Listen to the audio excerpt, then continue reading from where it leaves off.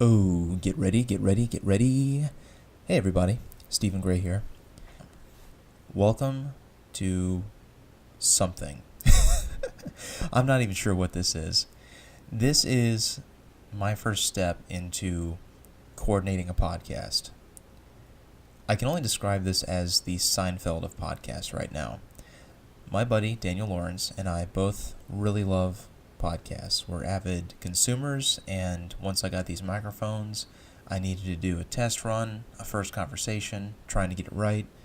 And fortunately, Daniel was free, came over, and we just had a blast drinking some whiskey and talking about whatever.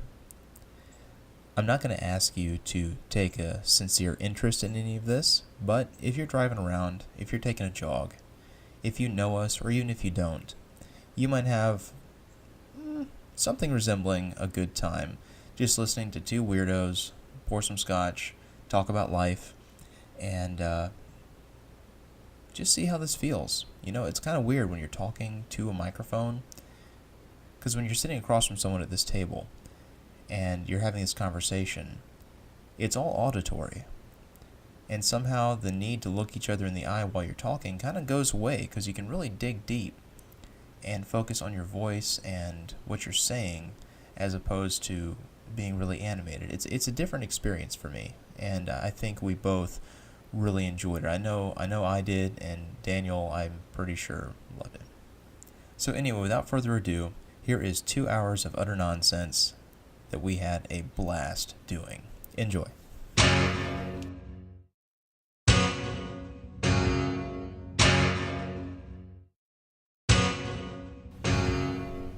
And 3, 2, and we are live for the first time.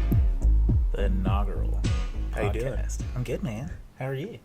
I'm here. I'm Okay. tired, but this has been a good day. Yeah. Oh, dude. It's a long day. But this is going to be a great night. I am just filled with anticipation about giving you your gift. Can we just go ahead and start out with that? Yeah, let's do it, man. For the people that are listening, or hopefully. Both of you. I bought Steve a gift about 3 weeks ago, maybe a little longer, and told him I'd give it to him as soon as he had me on his podcast. And I held it hostage, and here we are. So, Steve, go ahead and All right. take a peek in there. Reaching in. It's moving. No. Oh my The god. powerful young Jamie. Oh man, that is so freaking awesome. I got it in a medium because I want his muscles to show when I do podcasts with him. Okay. I'm just kidding. It's definitely a large. Okay, I was gonna say I'm gonna have to do a little more cardio to like even No, get in no, that it's if it's a large. medium. Oh, dude, that is so awesome. I really thought you would enjoy that. Oh, for sure. I wanted to get the one that just said powerful, and then I was like, nah, he needs the young Jamie one. Love young Jamie. Thank you, man. Very, very welcome. Awesome. There's also... Go ahead. Oh, I was just gonna say, it's like lately I've been like getting ready to do this with you. Is like I've been thinking more about Jamie than Rogan, actually, because he's like this shadowy figure in the background making it all happen. And I found a podcast that actually interviewed him. It's the guy who produces Joey Diaz's podcast. Okay. And he has his own podcast on the side, and he Okay. had Jamie on it to interview him, and it was interesting. Jamie's an interesting dude. He went to school at Full Sail for audio production. Really? So, like, he was in Florida for a while before he went back up to California. That's really cool. Yeah, I listened to one with him, Joe, and Tony Hinchcliffe in like a hotel room, and they were just doing it. They were like on the road, and he was like, "Jamie, get on in here," and listen to him talk. And that was a pretty good one. Like, Jamie's very interested, and he's super knowledgeable about random facts, which is my favorite facts, the ones that no one needs to know. Oh, for sure.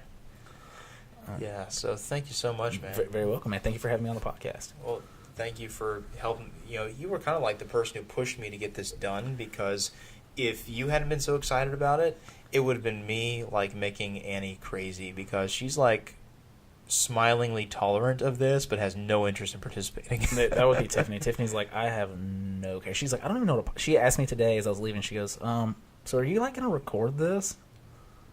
Babe, what do you think a podcast is? She's like, I don't know how podcasts work. I'm like, how would you play them over and over again if you don't record them? She's literally just oblivious. I hope we're recording right now. Yeah, we're recording. I think so. I don't know. Just double The check. light's red. So I used to tell people, like, are you filming me? I'm like, no. And they're like, the light's red. I'm like, it's always red. Don't worry about it. I'm just going to sell this to TMZ. So, second gift. Okay. This is a gift for you, but I'm going to borrow some of it.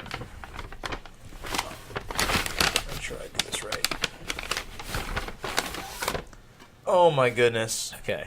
You people, if you're listening, you can't see this, but there is a beautiful Balvenie double wood whiskey bottle in here. Which until yesterday I called Balvenie, and then I was extremely rudely corrected by all my pretentious friends that said it's a Balvenie. It's not Balvenie, it's Balvenie. It's the Balvenie. And I didn't know you had a bottle of it here. That is actually an empty one from last year that we kept around as a decoration just because we like the shape. Yeah. Because we are big fans. Yeah, it's one of my favorites. It's a very easy drinker. And I know you drink scotch, but I didn't know what your kind of palate was and which way, if you like the Isleys or the Highlands or blended or what. But I know this is pretty good stuff. So the truth is, I drink it all. I like it all for like those different reasons. They all have their own flavor. But like the Balvenie is like one of my go-tos because it's just so well done. The price point for how good this is ridiculous. Like I would take this over a lot of like over $100 bottles of Macallan. Oh yeah, for sure. So, anyways, Steve was nice enough to get us these really cool bullet glasses, by the way. Yeah, that is a relic from a class at Old Hickory about 2 years ago. It was one of the first ones they did. Okay. Did Jeff teach it? It was Jeff or Andy that night, yeah. Okay. That's super sweet. Yeah, did Andy ever tell you what he gave me for my wedding?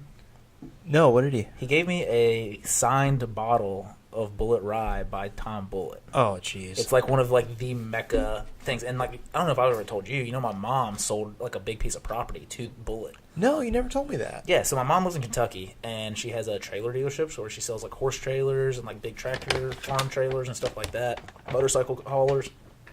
And she had like, I want to say like 100 acres, and she only used like 5 of it. So she swore she was never going to sell the land. Well, Tom Bullitt, the guy at Bullitt Bourbon, came to her and was like, hey, we really want to buy this piece of property. And she's like, no, I don't want to. And he was like, we're going to build a distillery on it. And she goes, okay, that's fine. So she sold him, like, I want to say it's 95 acres. I could be wrong. And they built their second distillery that's out. I want to say their first one was in Frankfurt or somewhere north of, I can't remember. Anyways, but it's in Shelbyville, Kentucky. It's about 30 miles east of Louisville on I-64. It was right on Highway 60. And it's right down the road from the original Claudia Sanders Dinner House, which is what was around before KFC. That was Colonel Sanders' wife's restaurant. Oh, wow. So it's like kind of catty corners. There's 2 huge attractions now in this tiny little town, and one of them's the Bullitt Distillery and the Claudia Sanders Dinner House. But my mom sold him the land, and she met Tom. And I told her I wanted a signed bottle, and she was like, I don't think I can get one of those. I don't have that kind of power. And then I told Andy that story, and he gave me one for my wedding. So I've got a really cool one. He was like, don't ever drink it. I was like, I mean, if I'm like stranded on an island or something, it's getting drank. And they wonder why the boat ran out of gas. It's like, well, Daniel kind of planned it. He wanted to drink his bottle. He wanted to drink this bottle that he gave me. So I'm going to open it up if you don't mind. Yeah, pop that sucker open. Actually, maybe before you do, Okay. just let me complete the exchange really of quick course. because I don't want to feel like a total taker here. So I had something for you that I actually designed it myself. It's super simple, but I had to get it custom done because there's a certain word that most of your good stories about what happens in town begins with you saying you bebopped over somewhere.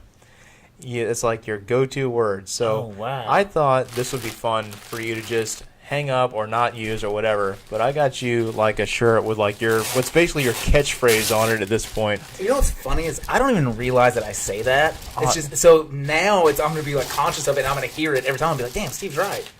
Like I do say that all the time. You do, but it's awesome. So like I had it put on a shirt for you. What do you mean hang up on the wall? I'm putting that on right now. And the shirt is coming off. Okay, screw it. I'm going to take mine on.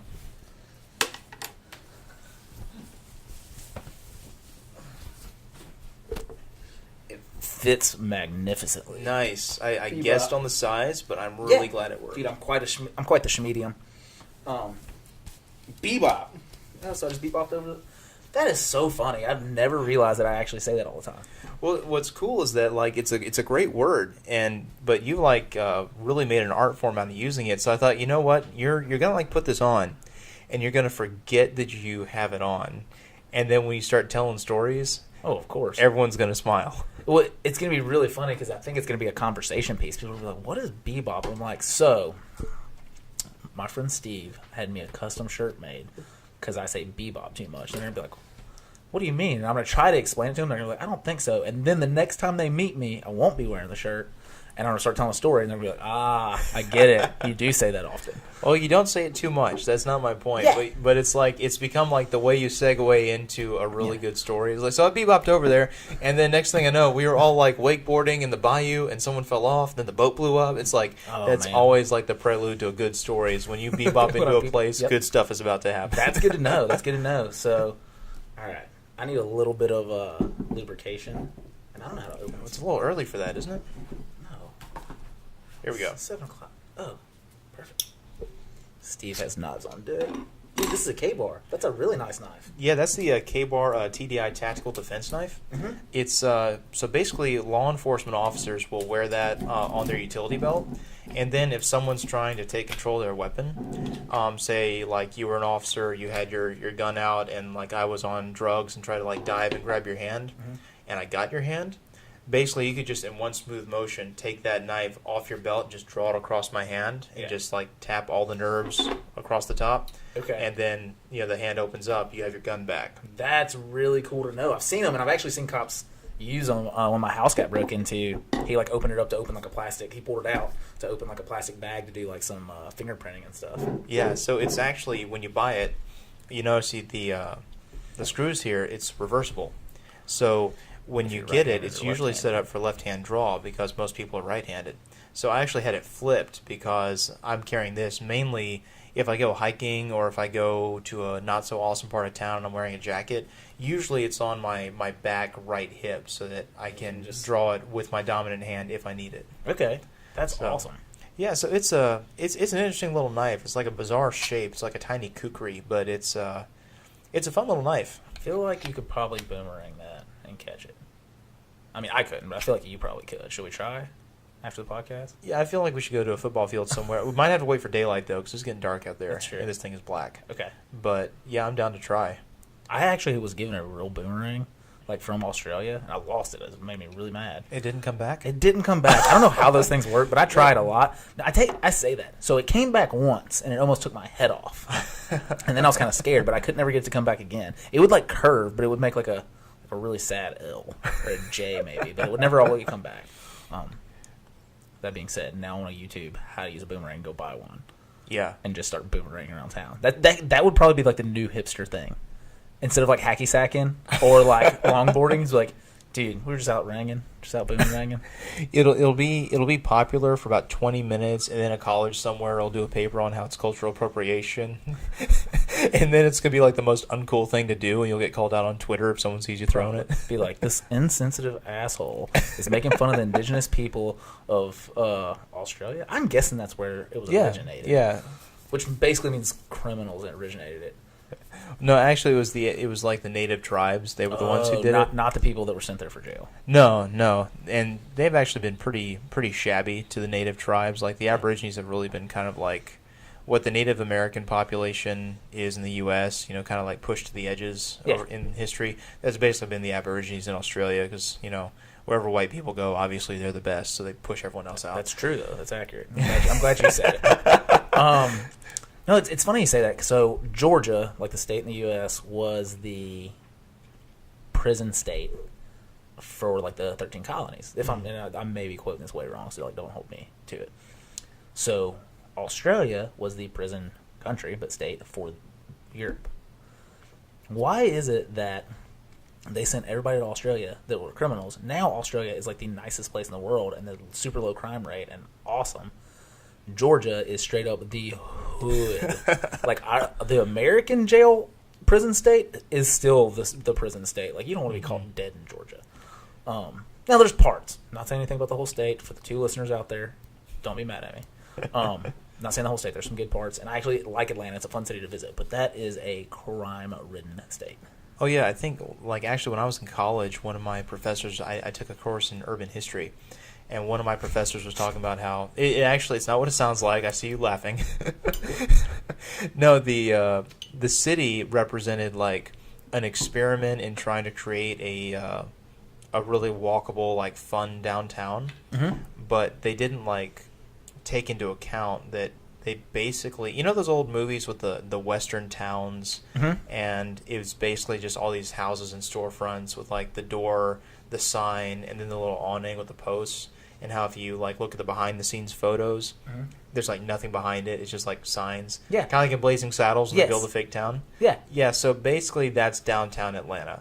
Like they painted one side of the building. Like they had this like one main drag with a really cool downtown, but then you walk one block on either side and it's the hood, and they didn't take that into account. So like they have this really cool downtown, but for a long time, no one wanted to go there because to park and walk around, you were still surrounded by like drugs and gangs and like everything that you're trying to get away from going to a trendy downtown.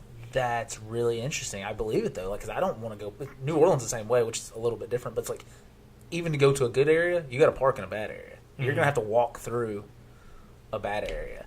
Yeah, and like New Orleans, like to me, New Orleans almost gets a pass because it's such like a cool, oddball city for being in the United States that it's like, if I get mugged in New Orleans, I'm just happy I have that story now. Yeah, as long as they don't finish the job, like I would give somebody my wallet and be like, "Hey, dude, you're not gonna believe what happened in New Orleans."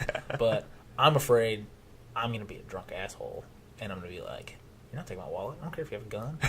Fuck you. I'm keeping my money. I worked hard for this. You stupid person." Well, that's when the people around you end up with a good story. Yeah. So yeah, then this guy, he had a really deep Alabama accent. He was talking a lot of crap to this one mugger, and then his head just exploded, and the dude ran off. Just like, I don't know what that kind of piece that guy was carrying, but he just took this guy down. That's funny. And the thing is, he was still shaking his hand at him as the body was falling. Yeah, that would probably be me. That would totally be you. Can I top you? Can I give please. you a little? So in case y'all are, whoever's listening, in case y'all are wondering what this is about, we're just hanging out. This is basically the Seinfeld of podcasts right now. We are podcasting about our stream of consciousness, and this is totally an unapologetic test run to see how we like it. I am really glad that you said the Seinfeld of podcasts. Like that, I never would have come up with that on my own, but that is the perfect thing. Basically, I want to get away from my wife for a couple hours a day and get away from my job and get away from my horrible dog that likes to bite me. You have an awesome dog. He's pretty cool. He still bites me. Yeah, he likes to bite, but he's cool.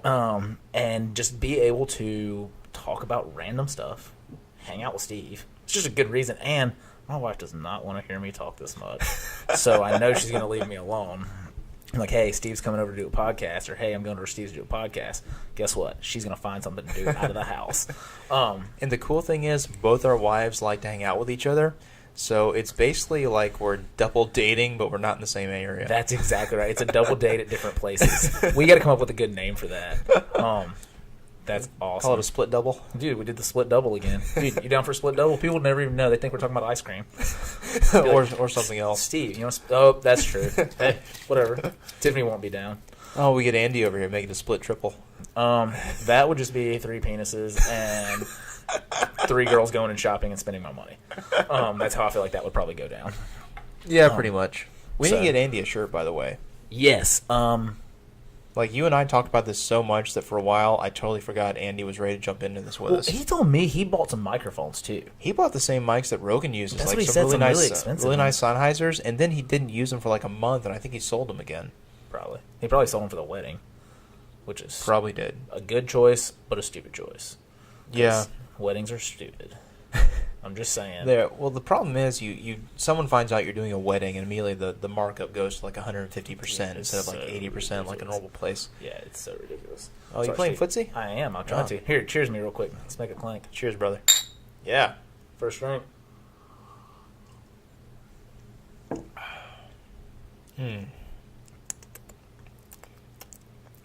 That's clean.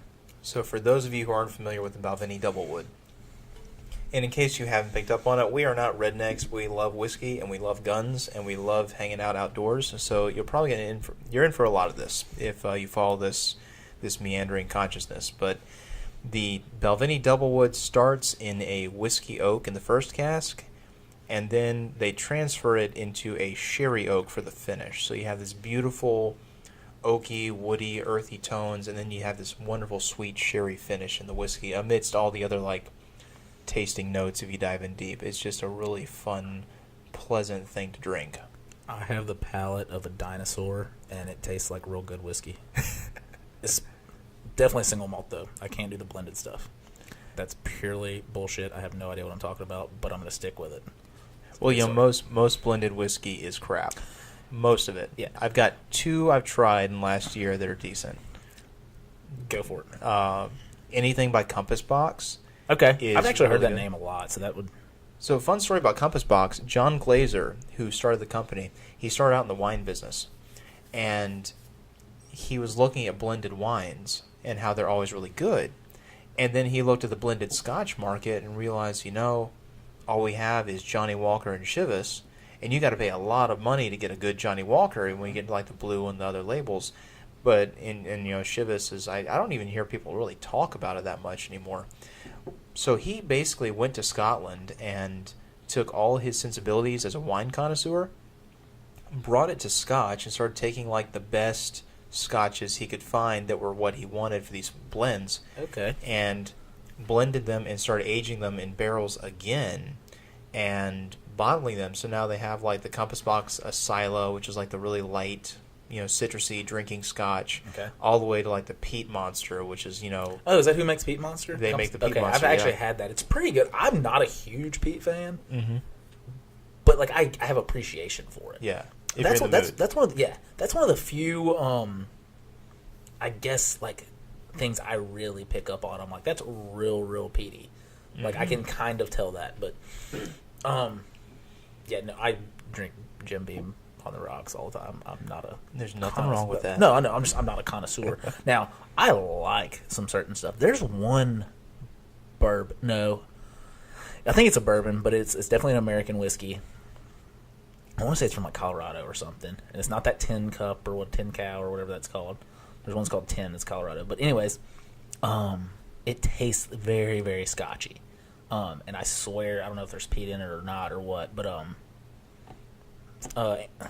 Tony turned me on to it, and I'll have to ask Andy. He'll remember. So anyways, I just told a bad story.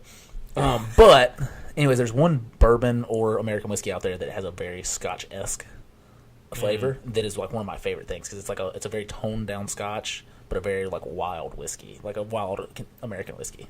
Are you thinking about High West, their campfire blend? Because High West, they're based out of High, Texas, and they make a blended American whiskey that really tastes like it's got a lot of elements of a peated Scotch. Like it's an American whiskey, but obviously with a name like Campfire, they incorporate a lot of smoky, peaty flavors into it, and it's actually pricier to order that than an actual Scotch, so I don't get it often, but it's fun to try. It's different. I'm almost positive it's not that, just because this one I'd never heard of before, and I would have at least like known High West as a brand because Andy always has it around. Yeah. And I just saw you had a mini of it a minute ago. It starts with Larceny. Oh yeah. Andy left me a full bottle when we were getting ready for the wedding. He was giving me empty bottles all the time, and he just stopped by the house and he'd just sit them outside my door. I'd wake up at 5:30 in the morning, 6 o'clock in the morning. I'd open my door and there's like 5 just whiskey bottles because we were using for like vases and decoration. Yeah. And one day I walked out and there was like 5 empty ones and a full brand new bottle of Larceny, and I was like, all right, very cool, thank you, Andy. And I like drank it almost all that night because I was like, this is delicious. I was like, yeah, I know. I totally was like, go to the store, buy your Jim Beam, try that, enjoy it, and then go to your Jim Beam for your regular drinking. But I didn't. I drank it all. And I was like, this stuff's really good. Yeah, I've had it a couple times and really liked it, and that's why I still have that little mini. That's been on my desk since January, because Andy keeps saying, I save some of that for me for when I'm in the mood for it, and so that and like basically I went to the Old Hickory's Christmas party. Yes, and I remember. My white elephant gift that I made out with when we were playing Dirty Santa was a paper bag full of minis that like AJ bought at the last minute. That's funny. But it was an awesome thing to have though, because you know, when I travel and I'm, you know, when I'm photographing hotels or whatever, sometimes I'm in my room late at night. I'm just like, well, I'm far from home. My wife's not here. Old Hickory's not here. None of my friends are here. I'm just going to have a little bourbon and watch a Bill Burr comedy special and go to bed. That's it. That's the way to do it. I actually started drinking a lot of wine when I was on the road. The only problem was I had to drink a full bottle. Because I'm like, well, I can't take it with me. It'll probably leak out my back. I'll just finish it. But I'd like almost every night I'd stop at either the liquor store or the Walmart or whatever, and I'd get like a bottle of Apothic Red, and I'd go sit in my room with the little paper cups they give you. Oh, yeah. You can only drink 2 like little cups out of it before it starts seeping through. So you have to drink that, and then you're like, all right, new cup. And you'll go through 4 of them at a night drinking a bottle. But where were we going with scotch? I don't remember. We were talking about Compass Box. Yes. And then so Compass Box. So basically, coming back to like what a good blended scotch is, I found 2 of them. One was Compass Box. Anything they make is really tasty. And then Andy disagrees with me on this, but I really like Monkey Shoulder. I think it's a nice, really pleasant blend. Andy is not a fan, and he will take you to task on this, but I do enjoy it. A friend of mine at my gym asked me to photograph some headshots for him, and I had a free day, so I just did it. Yeah. And he was like, "Oh, what do I pay you?" And I was like, "Dude, it's fine. You know, I enjoy hanging out with you. You're an interesting guy to talk to." And he is. This dude, like, he racks up so many, like, points on his American Express for business travel that he takes his whole family, just, goes to Florence or Rome for 5 days just for kicks, and doesn't have to pay for much of it. So, it's like, Armand, I just like hanging out with you. This is a fun day, so don't worry about paying me. And then he's like, I'm going to do something for you. So then I get a Facebook message like one night later. It says, hey, I've got something for you at the gym. It's on the desk. And then I get there, and there's a big paper bag with my name on it. I pull the bag down. There's like a bottle of scotch there. Yeah. I was like, oh, this man's awesome. That's really cool. I've heard of that Monkey Shoulder. They have I don't know which one it is. But they have one that has a hilarious name. It's like Monkey Shoulder Brown Bag Special or something like that. I remember reading it being like, I don't know if I want to drink that. That sounds real gross.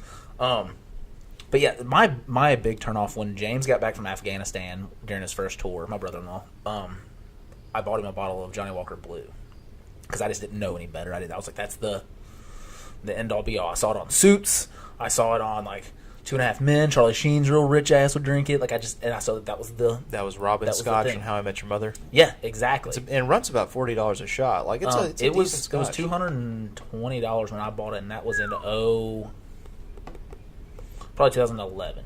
Yeah, probably 2011. I bought that, and that was at Rich's. That was the cheapest place around. It was $250 everywhere else. I got it for like $220, $212 something, and I mailed it to him. I shipped him that and some cigars.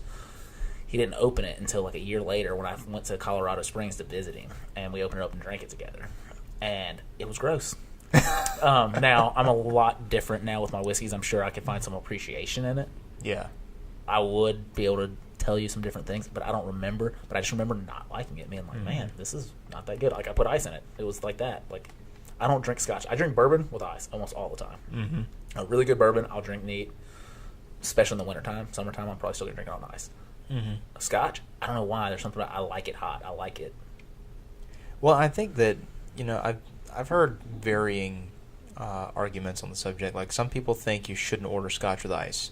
You just have it neat, and then have a little bit of like good like spring water or something on the side if you want to open it up or modify the flavor. So I don't know. Like, I have occasionally ordered scotch with 1 or 2 cubes in it, just enough to like lighten it if it's like a really heavy one. Yeah. But overall, I really do also prefer scotch at like room temperature. Well, especially good stuff. Like, if you give me some Chivas, that's going on ice for sure. You give me Chivas, I'm probably going to mix it with Diet Coke. Yeah, I remember you actually had some Chivas at the Hill Kelly, what was it called, the Hancock box, because that's the only only whiskey I think they had. Man, I'd forgotten about that. Me and you were up there with Miles, because I was supposed to have a date, and a girl stood me up, and Steven actually was like, all right, I got things to do, but I'll come hang out for a little while so you're not alone, because I literally begged for a second ticket. They're like, do you need 2? And I was like, yeah, I really need 2. They're like, well, we really want to give you 1. I'm like, I need a second one, and the girl stood me up. And Steven was there. He was like, I'll go up there with you. And he ate like 4 pounds of just hamburger patties with blue cheese on them. You called me out on it that night. I was like, dude, there's no way that's healthy. Now I'm totally following the trend. I'm like, I will eat as much animal fat as you'll possibly give me.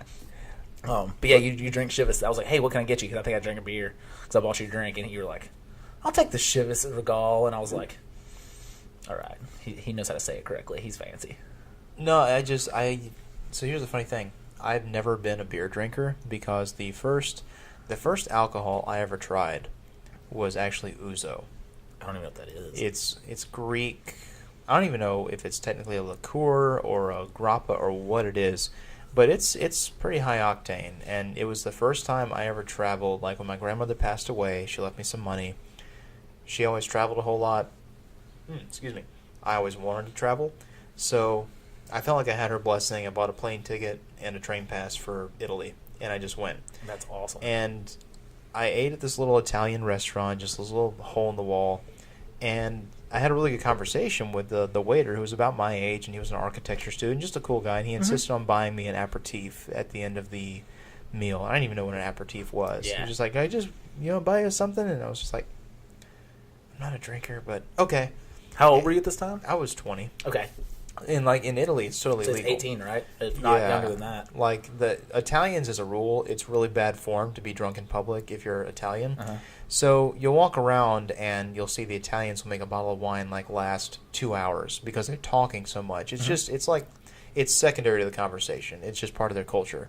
Whereas you will go to, like, in Florence, there's this place called the Piazzale Michelangelo, which is this big open plaza on a hill across from the main part of the town. So you go there at sunset, the whole world is out there watching the sunset over the city. It's really pretty. That's awesome.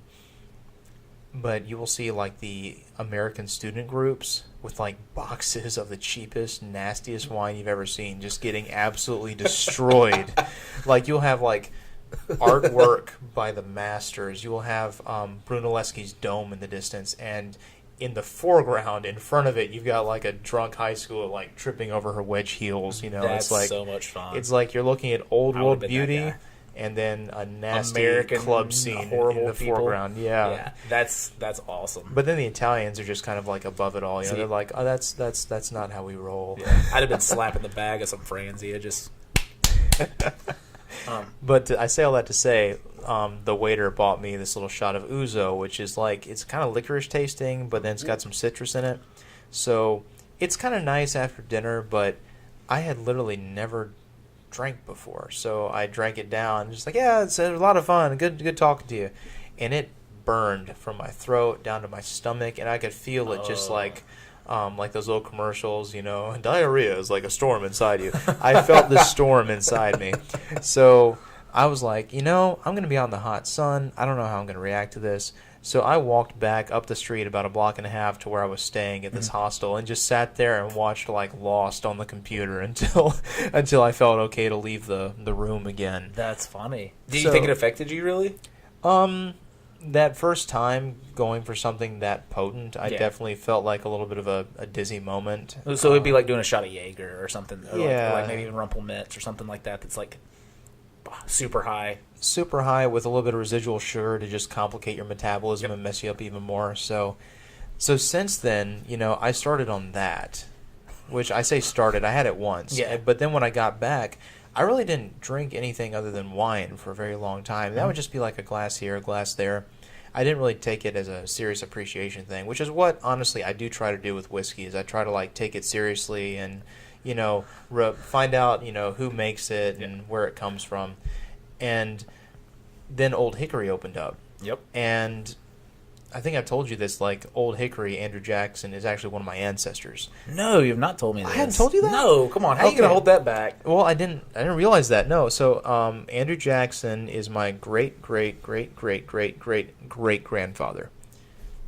What in the actual fuck? That is awesome. I can't believe I've never told you that No. before. Because I thought for sure it'd come up when we were talking about the I mean, old if you South did, at I some was point. real drunk, which is always a possibility. But no, I'm pretty sure I would remember that. So, yeah, his nickname was Old Hickory, and, ownership at Old Hickory. Yeah. Katie was a Jacksonian history major, Yeah. so that's where the name came from. So I just wandered in there to say, oh, man, this is like kind of a little bit of me in here. I got to see this. And I didn't know what I was doing. I looked at that massive shelf on the wall, which had like 150 bottles at the time. They're up to 600 and something now. And so while I was waiting, it was like their soft opening or their grand opening night, one of the two. I'm on my phone like, what is a good whiskey, to figure out how to order. And I landed on the Macallan. And so I thought, I'll have the Macallan, like, basic scotch. It was like $13-14 for this pour. And just conversationally, it was Jeff. Like 1.5 ounce pour. Yeah, it was a very, very small one. And basically, that was the first time I met Jeff, who was, managing Super at the awesome. time.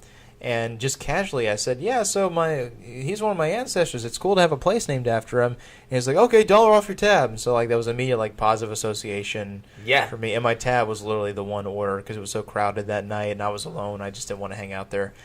But So, like, my first actual, like, stiff drink I ordered as a adult of age in America was a Macallan, and I liked it. So ever since then... It's the James Bond drink. It's it's the official drink of any awesome tough guy / ladies' man, or, We'll go with that. I've dated one person in my life, and I married her, so I'd rather be a ladies' man. Saying, I'll take that. I'm just saying, like that's the epitome of like the Macallan when you think of that, or me personally, and just because of their advertisement in movies like James Bond and like in TV shows.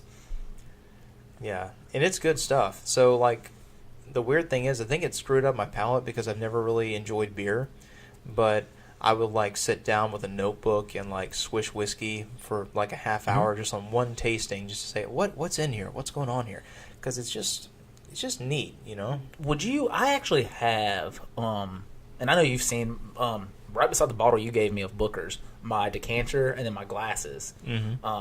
The decanter had my Balvenie single barrel in it. It's gone now. I just drank the last of it the other night. I saved it for a long time. And then I got the two glasses, and they're both like Daniel's Distillery. And then the decanter has my initials on it and stuff. But it came with like a bag of pistachios, like a really weird, like peppery maple pecans that were kind of interesting, but they were good. And then it came with a notebook, and it is a whiskey guide. And you take all your notes, and you put the date, you put the maker, and it has like all the lines for it. Would you use that? Because it literally is going to sit on my table as a... Like, it's a nice little book. I mean, it's like, I mean, it's kind of cheap, but it's like, it's really nice the way it's laid out. It has like the lines for you to put like the different notes in for your whiskeys. Yeah, I mean, if you're not going to use I'm never going to use it. It's going to sit there. Shoot, I'd put it to use for sure. But I think I don't want to take it from you. It's a nice piece though. If you want to keep it's not table. that. It was just it's not like, it doesn't look really nice. If it was like leather bound, it'd be different. But it's like, it's just kind of like a flimsy paper thing. But the way it's actually set up and lined up, and also then I can borrow it back and be like, hey, I want to see what Steve thought about this or this or this. And then I can be like, I want to try one of those. Yeah, man, let's do it. That'd be cool. Yeah. So I'll definitely bring that over next podcast. Sweet. That's the next thing that I'm holding hostage until the next podcast. Okay, cool. That works for me. And we're going to have to, like, get young Andrew back here for that. Oh, of course. I also have a friend that I told him I was doing a podcast this week because he wanted to hang out. It's a friend from church. And he goes, hey, man, let's do dinner this week. He just got married, and he's been wanting to double date a bunch. And that's when I was like, yeah, man. I was like, I'm free basically any night. I was like, except Wednesday. I looked at Tiffany. I was like, don't forget, got the inaugural podcast. And he was like, what are you podcasting about? I was like, whatever. I mean, just like talking.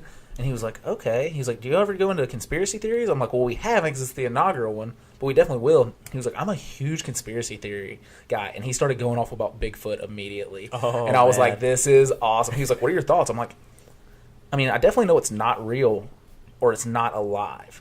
That's kind of where I'm at. There's too many cameras. There's too many camera phones. There's too many satellites. There's too many stuff. I'm not saying there wasn't one. Mm-hmm. I'm not saying that there wasn't some crazy Russian experiment of a gorilla mixed with a chimp mixed with a human that they just like steroided something crazy up and like trained it like Planet of the Apes style, and they just did it once and then they like let it loose to see what happened or it escaped. I'm not saying that didn't happen. Actually, I'd love to think that happened, but I know for a fact there's not a Bigfoot right now today. Yeah, when I say I know for a fact, I truly can't say that as fact. I feel like I know for a fact there's not Bigfoot. Well, you can't ever like prove the non-existence of something, and that's the problem. Is like they're always going to be arguing that there could be a Bigfoot because they're going to say, well, no one has swept all of Oregon and Montana, so conceivably there could be a Bigfoot, and that's what I want to say. Yeah, and if you invoke infinite universe theory, there could be anything. Where are we going to draw the line? I mean, there's World 2 in the DC comic universe. You know what I mean? Where there's the Flash, but then there's the Flash that's Barry Allen, but then there's the Flash that's a different name. Like, anything could possibly happen. It's kind of like aliens. I kind of think there might be aliens. Kind of. I'm kind of like air quoting it right now.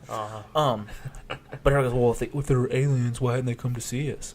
Maybe they're fucking stupid. Maybe they're like monkey people on a different planet, and they have no idea. Maybe they think they're the only things out there. Maybe one day we're going to find them and be like, dude, y'all didn't teach us shit.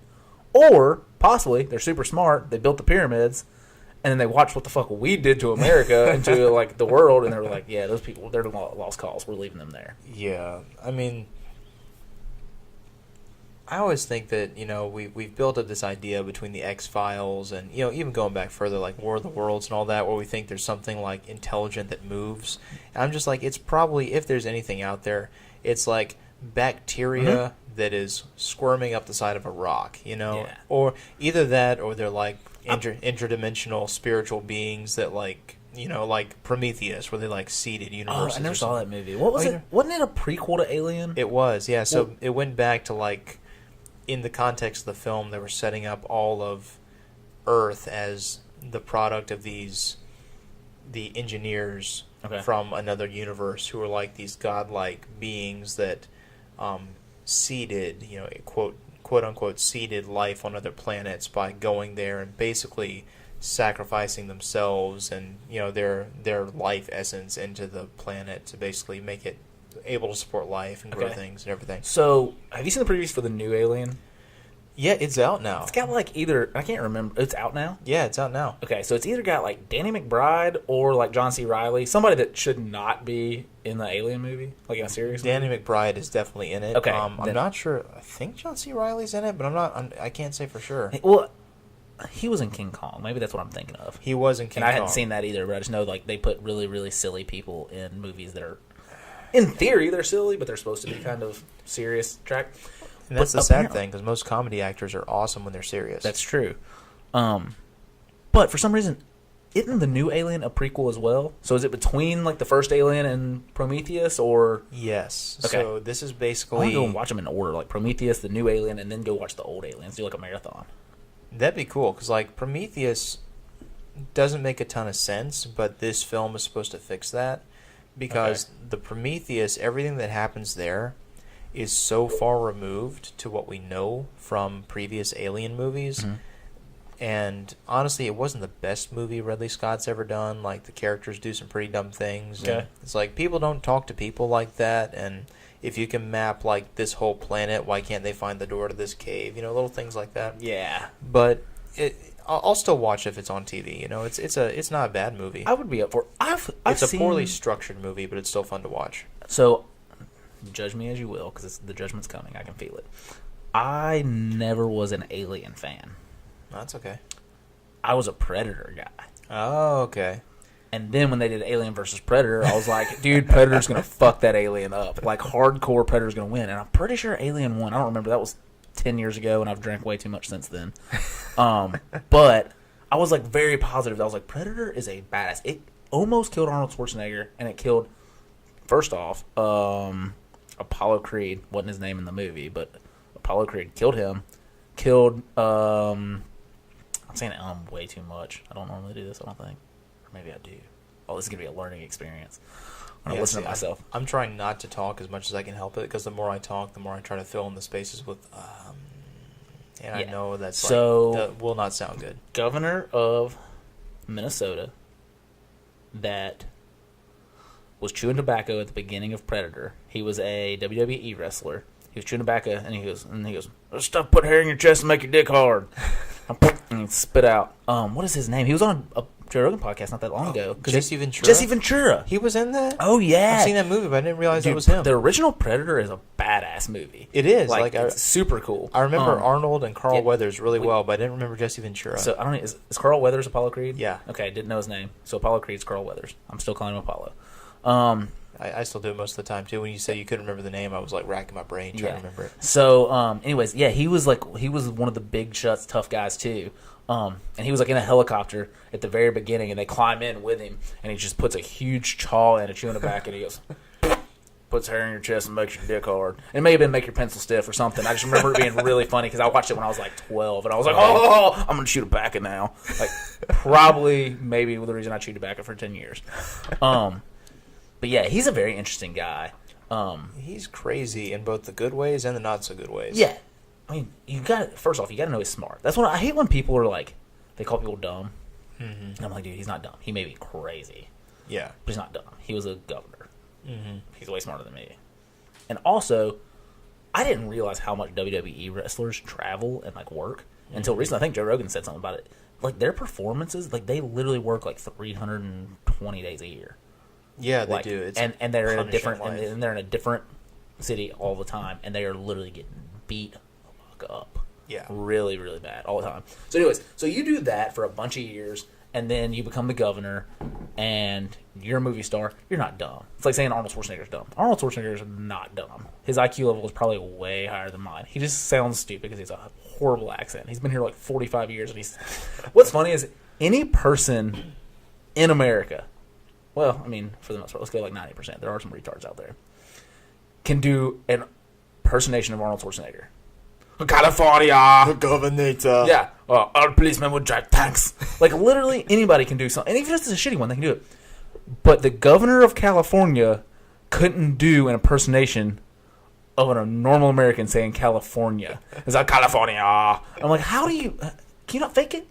Can you not... Do you say it that often that you forget? Can you not fake it? You know what's funny is Gilbert Gottfried has been using that stage voice for years, and if you look back at an old episode of Saturday Night Live, did I tell you about this? You made me watch it. I think it was the recovery day when we were drinking here pretty hardcore. On the New Year's Day when we had the recovery fest and I got drunk again. Really? I didn't remember that. I just remember us chilling out on the couch all day. We played Cards Against Humanity. You got the bigger, blacker box and opened it up, and there was one card in there that said, like, gotcha or something that was real bullshit. Oh, yeah. It was exactly what they promised. It was a bigger, blacker box. With no cards in it, or with one card in it. It had like 10. Did it? But, yeah, Okay. But then a whole bunch of blank ones. And I was just like, oh, man, they got me again. No, I was drinking champagne, because we brought over some champagne. You had a bunch. We were drinking mimosas. And then there was, like, a bottle of Bacardi rum. And then Diet Coke. So I started to feel... I, like, rinsed out my Tervis tumbler, and I started drinking Bacardi and Diet. You and your magic tumbler. Oh, dude. Well, I had a... I didn't have a Yeti cup. I definitely never paid $40 for a cup. I had an Orca, which is a knockoff of the Yeti cup, for a long time. And I took it to the beach when my in-laws were in town. And I was drinking, like, a mixed drink out on the beach. Well, I came back, and I was loading up the chairs, and the beach chairs in the back of the truck, and I set it on my bumper, and I drove off and forgot it. I remember you telling me about that. And I was super pissed. So then I went back to my Alabama Tervis tumbler that was a spit cup for, like, 3 years. So that thing got, like, super bleached and washed the washing machine, the dishwasher, like, 3 times, and then I wash it. But, yeah, it's got, like, a yellow top, as you saw yesterday. Yeah. Man, did that thing make it home last night, or is that at Andy's? It's a toss-up. I feel like it's probably at Andy's. I got to make sure I get that back. Yeah, because if it's not still in your truck, like, yeah. It's not my truck, because I would have seen it this morning. Yeah. So, yeah, it's still at Andy's. Okay. I'll remember that. Give me a good reason to go over there and, like, make a drink. By the way, we have to bring this up and talk about this. Let's not use any last names. No. By the way, let's go backwards. What did the police officer say to you when he came to your house today? Okay, so it started with a phone call, okay. And my phone lit up. See, today I got to work. Let me back up a little bit more. Okay. I got to work this morning, and something was wrong with one of these sewer vents in our plumbing system. So we got in there, the entire building, nothing overflowed, but the building smelled like rotting sewage, and it was bad. It's like my favorite smell. Really? No. I know some cologne that you're going to love. Yeah, there we go. Can you bottle it for me? Yeah. Okay, I'll take it. So they said, okay, everyone does their work on computers. Let's make it a work from home day. Just because, like, people are getting headaches being in that building. That's fortunate. Yeah, so I came home, and, like, I put all my projects, I put them on a drive, brought them back here, loaded them up on my computer. Seamless, just kept going. So around 2 or 3 in the afternoon, my phone lights up, and I see a familiar name calling me, and I just pick it up, and this is after Andy's incredible little adventure last night. So I'm thinking he's finally, like, awake, he's recovered, and he's calling me to say, hey, I'm okay, proof of life, you know. So I say, hey, dude, how are you? Say, yeah, this is Officer so-and-so from the Pensacola Police Department. I just found this phone along with a pair of shoes and some underwear on the waterfront over here on Bayou Boulevard, and just calling to see if you know who this is and how to get back to them and if they're okay. And I was like, oh, shoot. Yeah, like, that's a big deal. Like, all of a sudden, a small inconvenience turned into a ordeal. Because for those of you who don't know, occasionally in our circle of friends, people have birthday parties. And these birthday parties get a little bit out of hand. And last night, myself and my wife kept things well under control, but a few people around us didn't. And one of our friends wandered off. I thought I was the bad one, but I went to bed by 10. Yeah, you were a walk in the park compared to what happened with Mr. A. He went he was supposed to get a ride home with Darren. Low DC. Yeah, DJ DC. And he and then they were about to get in the car, and he just took off. Like, just disappeared. DC just like, turned like around. The Houdini. He looks back, and Annie's like gone around the building. He looks around, gone. So around 1:30 in the morning, I wake up, and Annie is awake in bed next to me on the phone. And she's talking to this wonderful man's fiance, who is worried sick because it's been an hour and a half, and they haven't heard anything about him. So I get dressed again. I get in the car, and I just start driving the neighborhoods trying to find him. And I did that for 2 hours. Yeah. Now, you don't have to give me an address. What part? You're on Scenic Highway, correct? Like somewhere else. How far were you from like here? Like, oh, I was probably like, where was the house party at? The birthday party? like across the street, like barely anywhere away. So I'm just going up and down that neighborhood, and I'm thinking, okay, his house is that way, but he grew up in this area, so in an inebriated state, he might have tried to go somewhere else to bunk with somebody that I don't know about. Yeah. So I'm going all over the place, and finally I think, okay, maybe DC just looked the wrong direction. Maybe he went the other way and sat down in someone's patio chair, and he's just around the corner of the building on the second floor. Yeah, just passed So out. I start walking that way, and when I get to the end, I don't see it, but I look down and I see this. You know how the trees kind of overshadow the road? Yeah. In that part? Well, I had the shadow of the trees, and then like a person's shadow starts coming out of that shadow. And then I see the person himself emerge going down the sidewalk coming southwest on Scenic Highway. Okay. And I'm thinking, okay, looks like him. Dressed the way he's dressing, that's how he walks. Okay, I hope it's him, because if this is a crazy homeless person, this will not be a fun talk, but I'm going to see him. Yep. So I went down there, and it was him. Thank God it was him. So he's walking down. He's damp. He's wearing no shoes, and he is still like 6 sheets to the wind. Yeah. So I'm like, dude, you okay? And he was like, yeah, I'm good, man. And then he like I wish I could have seen this and now. then he came up, and like he was still like so far gone. He just came over and put his head on my chest. He's like, I'm so glad you're here. That's amazing. And I was like, man, it's cool. Come on. Your fiance's worried sick. I got my car over here. Let's get you home. Because it was not the time to be mad. You know, it was just time to like get him home, get him to bed. So we take him home, and fast forward, you know, we still don't know where his shoes are, where his phone is, and apparently he was commando, but I didn't investigate that closely to know. And then the police officer calls me, and he was trying to be super professional. He was worried that he had stumbled upon the remains of a suicide, because all he found was shoes and a phone. He's like, oh my gosh, someone walked in to buy you to Carr and never came out. There's gators in there too. I've seen them when we were wakeboarding. Yeah, there's gators, and it's just nasty water. It's super gross. So it's like poop water. Yeah. So he was like expecting the worst, and I was like, no, it's a friend of mine. I took him home myself last night. I know he's okay, but he did come back without his shoes. So this is actually good news. And it was like he was doing his due diligence. He didn't totally buy it at first. Like, he wasn't being difficult. He was just like, so you're sure he's okay then? Like, you know, we don't have to, you know, search for him. It was like, no, he's fine. Took him home last night. And he said, okay, well, where do I take this to get it to him? I was like, well, both he and his fiance work in the service industry, so I'm not sure what their hours are today. I can take it to him if you like. So he got my address. And he actually showed up at my door. Yeah. With a pair of shoes, a phone, and some Adidas underwear. That's so hilarious. these are his, and he said, "Do you recognize that name?" And he actually pulled up the lock screen with his like several hundred missed calls and texts. Yes. And I scrolled through it, and I'd say, "Yep, I recognize all these names. This is him." He's like, "Okay." So he did no paperwork, everything. He took my word for it, and so I took it to him later. But it was just like the most surreal experience, because like I've been to some get-togethers where people had a little too much to drink and need to get rides home. I've never seen anyone go quite through the looking glass like that. That's hilarious. Like, he literally... And how many blocks did you say you think it was? How many what? Blocks? Blocks. I pulled up the map, and I counted 9 blocks one way to get there. He walked 9 blocks, took all of his clothes off. Apparently went skinny dipping. Got back out, put his pants and his shirt back on, but not his shoes or his underwear. But he had his socks.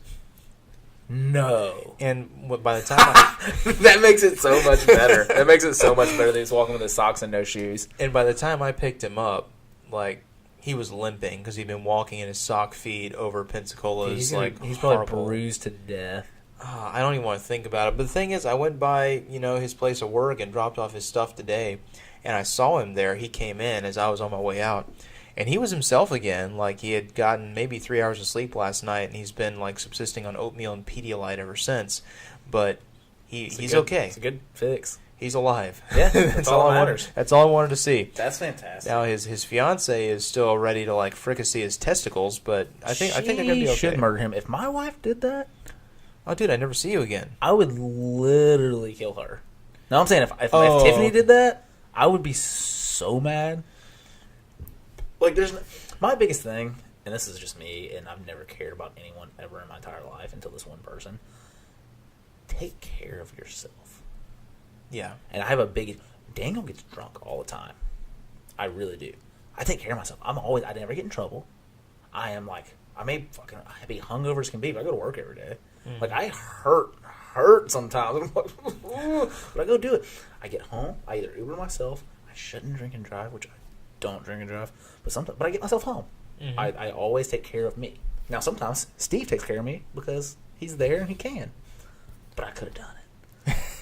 Well, see, that's like the other night. I knew you probably could have struggle bus home, yeah. But when you've had that much, I watched you drink a lot that night, I was like, this is not a person who, in an ideal situation, in this condition, should be driving 6,500 pounds of steel through a neighborhood. So I'm gonna take you home. Very true. Very true. It was a half a block. It wasn't even like a whole city block. It was a half a block. It was fine. I know. No. I'm glad. Thank you for doing it. I like having you around. Yeah, thank you for doing it. I'm not saying that. But guess what? I'd have figured it out. I'd have been fine if Steve wasn't there. So anyways, but Tiffany, like, sometimes she doesn't take care of herself. And I'm like, babe, what if I wasn't there? Like, that's my big, like, thing. So I can only imagine how Kata is, like, being right now. Like, I would be super, super mad at Andy if he was my boyfriend. Which, gosh. Well, he pretty much is. I mean, I tried. It's kind of a... Y'all kind of have, like, an understanding there. There's something about it. We just click. We can't help it. Yeah. I'd try it, but, the sword-on-sword just isn't my thing. I think that's called frauding. Frauding? Frauding, is that a thing? That's a thing.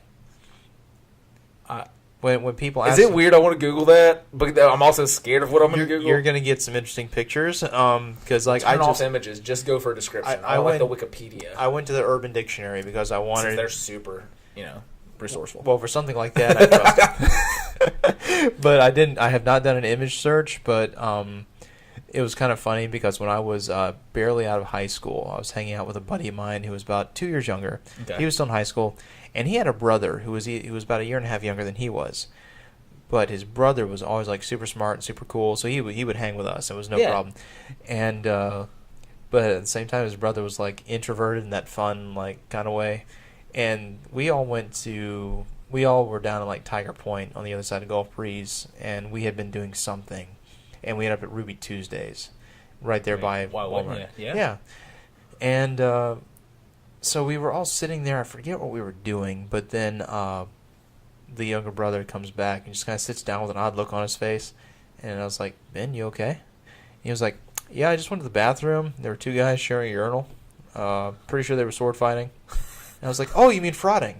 And he was like, and I think I scarred him a little bit to know that had been formalized as a term, that it was a verb. He was like, oh God. All right, so when he was saying sword fighting, is he talking about like I sword fight with dudes? But I mean like where your P in the same, like Old Hickory, for example. Making an X. Yes. Yeah. Well, I go zhwong. I make Star Wars noises, so it's like zhwong, zhwong. Like my buddy Chris that I've known forever, literally have walked in on him. We were roommates. Big Chris. Yeah, it's like 6'7", something, 6'6". I've walked in on him having sex a bunch. Like it's like we lived together in college. It was like whatever. So like we're at Old Hickory and both about to piss our pants. And there's a huge line, and I'm like, dude, let's just sword fight it. He's like, all right, cool. That doesn't mean we're like poking our dicks together at the end. That just means we're both peeing in the same toilet and we like, make eye contact. Like, don't look down, don't look down. And then I'm just big eyed, really wide eyed, just going zhwong, zhwong. No, in this instance, this was two guys like shoulder to shoulder, turned towards each other in the urinal space. To my understanding, that's very interesting. I didn't see it firsthand, but that was the story I heard. I feel like that wouldn't even be sexy for gay people. Like, I may be wrong, but I feel like, you know, bodily fluids leaving the body is not like. There are weird people. I think about like dudes that like girls that pee on them and poop on them and stuff. So like, I guess there are weirdos. But like, I know a lot of gay guys. I had 2 gay guys at my wedding. Mm-hmm. I'm pretty sure if I was like, "Hey, do y'all ever share a urinal?" They'd be like, "No, I mean we'll share like a regular toilet if we really gotta pee, but we're not gonna share a urinal." Like, hey, let's like touch each other while we pee together. Yeah, that doesn't sound appetizing in the least. Freuding though. Freuding? Frauding. Frotting. Frotting. See, what's a Freudian slip? How do you say that? Freudian slip. A Freudian slip? So when you say one thing, but you mean your mother. Yeah. Have I ever? That's hilarious. Have I ever told you my Freudian slip joke? No. So, this is when I learned the term. I'd never heard this. I was like 22 or 23. Like, it shows my education level. I'm way more self-educated than I ever learned in high school. You're just having too much fun. This guy, he boards his plane, travels for business, sits down, and he looks over, and the guy beside him's got a black eye. Well, he also had a black eye. He looks, and the other guy looks at him, and he goes, "I'll tell you my story if you tell me yours." And he's like, "Okay." So I was actually trying to get my ticket for this plane. And I said, "Excuse me, ma'am." And as I walk up, this blonde bombshell of a lady with these just huge, very well endowed woman. Blessed. Yes, very much so. And what I meant to say was, "Can I get 2 tickets to Pittsburgh?" But what came out was, "Can I get 2 tickets to Pittsburgh?" And pow, she just popped me right in the eye. And that's what happened. The other guy goes, "Oh, wow. Man, what a coincidence. I also had a Freudian slip. I was having dinner with my wife last night. And what I meant to say was, 'Hey, honey, can you pass the salt?' But what came out was, 'Why'd you ruin my life, you fucking whore?'" And I remember somebody told me that, and I thought it was the funniest thing. But then after I got done like crying, laughing, I go, "What's a Freudian slip?" And he's like, I mean, it's just like, you know, you mean to say one thing, but then you say your mother. Yeah. Which I was stealing from you. That's great. Yeah. Anyways, that was when I learned that word, but it was one of the funniest things. I don't know. I love that kind of humor because it's like we all have these moments where it's like the little you know subconscious stuff bubbles to the top, and you sometimes you can feel it coming, and then you just can't help yourself, and you say that thing that just it's the sort of thing like I would do that. I was really awkward in high school, you know, as I'm sure you can imagine, because I'm into some really goofball stuff that I'm a little too into that people make fun of me for at work a lot because I'm. Case in point, yesterday, one of our new hires, graphic designer, made a joke about turning it off and on again. And I was like, "Was that an IT crowd reference? Tell me it was." And awful. She was like, "Not really." I was kind of just like, "That's what IT people say." And I was like, "Oh, okay. Can you tell I'm looking for a friend?" That's pretty funny. That's the thing is I actually joked. I put it on Twitter, and 2 people liked it, so I felt like it had some truth there, that I grew up on a diet of like TV land and British comedy, so I have a sense of, but I still can't work the word bougie into a conversation. Oh, I feel like you probably could. If anybody could, it's you. I have trouble with it. I don't know what it means. That wouldn't be a difficult word to work in. That's how I actually tease someone at work on my end, is that she's very it's a bougie. Well, I don't even know if she is, but she's a very she's a classic, like, you know, well dressed, well raised sorority girl type, you know, and she has like certain things she does and certain things she doesn't do, and she'll say that, like, that's how she put it to me. She's like, "I don't do that, you know," and I know it, and so because I've actually like blowjobs, like what are we talking about? No, not like that. Okay, but like, you know, that's a waste of a woman. More like taste, being sexist. It's just more like taste in restaurants, clothing, stuff like that. Got it. Yeah. So like just like having standards, but because she has that on a number of subjects, I'll be like, "Oh, so what you said is that bougie?" I'm still trying to figure out what it means. So like I'll just say at odd moments, "Was that bougie?" Yeah. And now it's the point where like she's throwing things at me from across the room. That's hilarious. See, when I think of bougie, I think of someone with a really bad lisp talking about me on a Friday night, being like, "Dude, he was real bougie. He was real bougie." But see, I had never heard the word until last year. I was listening to Kanye West's Life of Pablo album, and there's a line. So first off, quit. Just don't. I fucking hate that guy. Oh man, Pardon my friend. No, it's good music. He has good music. He has good music. I just don't like him as a person. I can separate it. Like if John Lennon was a, I almost said was a Hitler, was a Nazi, you wouldn't listen to the Beatles, would you? I really can't say that because the Beatles did some killer music. Okay, that's like fair. if I listen to the Beatles for free on Spotify, I don't feel like I'm supporting white power. If that were the case, you know. It's not for free on Spotify. You pay $10 a month for that. Only if you want it commercial free. Spotify's free if you don't. If you want it on mobile, you got to pay for it. But if you're like listening on your computer, so like I'm not a Spotify person, so I didn't. Oh, gotcha. Tiffany has it. I pay her $10.99 a month or whatever. Yeah. As long as I even know what it is. It's a great service, but like, yeah, I'm always at my computer editing stuff, so like that I'm makes just sense. plugged into headphones there. I'm always on the phone when I'm on the computer. That's the thing is like, in my computer work is I'm like talking to somebody and going, oh yeah, sure, I'll do this. So that's the reason. Right. I don't listen to music anymore. It's sad. I really don't. I listen to nothing but podcasts and stand up. Like, and I even get that. podcasts have taken over a lot of my stand up because I used to not listen to music. I only listen to stand up, and now I'm like, oh wow, I don't even listen to stand up. Like I haven't heard a good new joke in so long.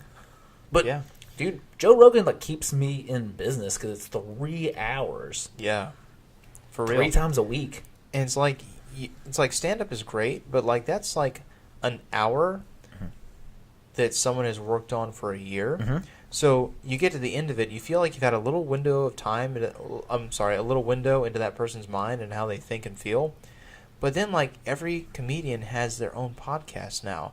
So, like, if you really want to get to know the person, if you like their comedy, you don't even need their stand-up anymore. You just go to their podcast, have an incredibly entertaining hour or two, and also get, like, some really cool viewpoints on the world that only they can give. It's true. That's one reason I actually wasn't the biggest fan of, not taking anything away from it, of Joe's newest stand-up. Not because I'd heard the jokes, but I'd heard his stance on basically everything he talked about. Dude, he does 3 hours 3 times a week minimum, for the most part, unless he goes on vacation. When he did his stand-up, I was like, oh, I've heard you talk about this. Oh, I've heard you talk about this. Like, literally, I want to say the Bruce Jenner thing was the only thing that was, like, really badass. Bruce! Also, I'm going to backtrack just a hair. I don't listen, like, when I'm driving and stuff, I don't listen to an hour of stand-up, like, on... I have all my Pandora stations set, so I listen to a joke and then another joke, and, and you like and unlike, just like Pandora always is. I have some gnarly. I wish I could share. I probably could figure out how to do it. Share some of my Pandora stations for comedy, because dude, especially if you've never heard them, they start getting repetitive. As much as I'm on the road and driving and stuff like that, and in a truck, they start getting repetitive. But for somebody that's never heard them, it's like I was talking about Chad Daniels last night. Like, most people have never even heard of this guy. He's one of my favorite comedians. Yeah, just because he has hilarious stuff. Sorry, I'm just kind of ranting. But real quick, you're a British enthusiast. Like, you love their culture. You watch their TV shows, listen to their music. I don't know anything about them other than I just learned that Edinburgh was not in Britain and definitely in Scotland. Learned that this week. That's how dumb I am. I'm an American. I learned about everything America except Vietnam because they didn't want to tell us about the one real dumb thing they did. So anyways, British culture. What was I going to say? Man, now I'm drawing a blank. You were talking about comedy and who is the guy? I'm going to draw a blank right now again. He's he does one-liners. That's all almost all of his stuff is one-liners, and he's a British comedian. And he's hilarious.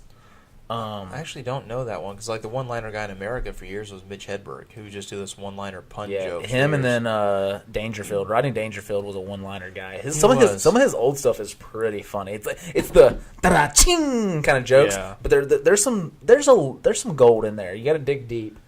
But So I was listening to Gilbert Gottfried's podcast, and they were talking to someone about Rodney and talking about how dark Rodney got in his older days. And they did this hilarious bit that, is so dark and so nihilistic.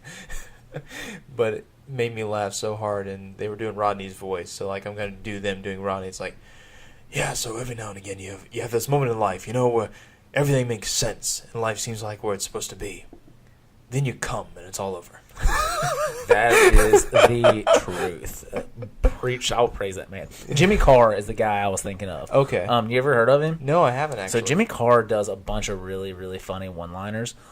He also, within the last couple of years, got busted for tax evasion.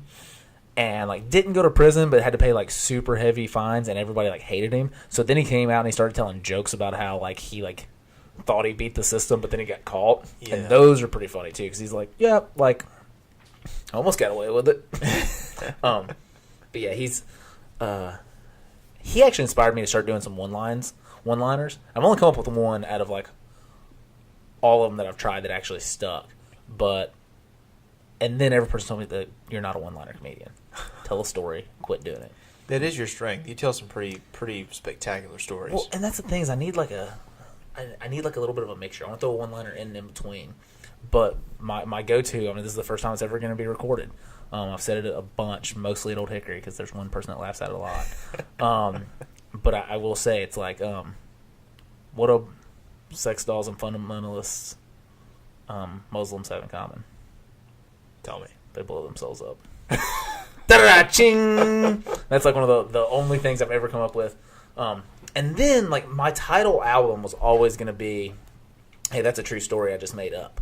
And somebody told me that Daniel Tosh did that, like, 15 years ago. Oh, really? And it's, like, true stories I made up or something like that. And I was like, damn it. Like, I literally always, because they said, like, hey, that's a true story I just made up. And people were like, oh, because people's brains take like a good 3 seconds to like realize what you said, and then they're like, "Oh, okay."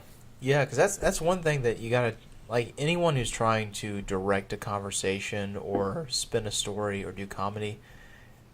It's like the more I observe stuff like that, the more I see that people really aren't listening most of the time. They're just waiting for their turn to talk. So sometimes when you turn the tables on them, and that's why I love like Bill Burr and Joey Diaz like as conversationalists, because they'll flip in these little turns of phrase that your brain's like humming along. Excuse me, like say your brain's on really like smooth road, it's just like humming along. Yeah. Those little phrases are like speed bumps that you don't see coming. So like once you hit it, it's like when you hit it, you know it because you just bounce 3 feet and hit your head on the ceiling. Yeah. It's like, whoa, that's there. Okay, whoa. Yep. Because I think it was. I never associated like words or like even statements or sentences with that, but that like it makes a lot of sense. Yeah, because you're breaking that rhythm. Yeah. You know, it's like when and like one of my favorite Bill Burr lines ever was not even a sudden thing. It was something he led up to, but it was so like original and so descriptive. It was during that end of the world thing he did with Rogan and Burt Kreischer. Hell of a day. And he said, and Rogan was talking about the videos he used to watch of people who would like do body modification or cut off parts of their fingers or something for videos and then like sell the videos in the early days of the internet. Wow. And Burr was like, so you watch that?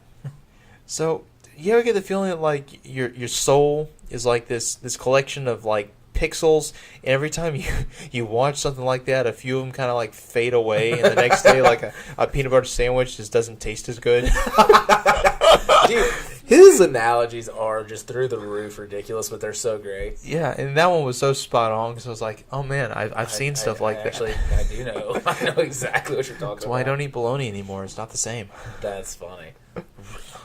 You don't eat bologna? No, I still do. I'm just saying, like, stuff like that. I was like, I don't do it often. I'm not saying it's good for you, but man, bologna's where it's at. Like, No, bologna's basically, it's flat hot dog. And hot dog is my second favorite food. I almost said favorite. I have a pizza tattooed on me, so I can never be away from that.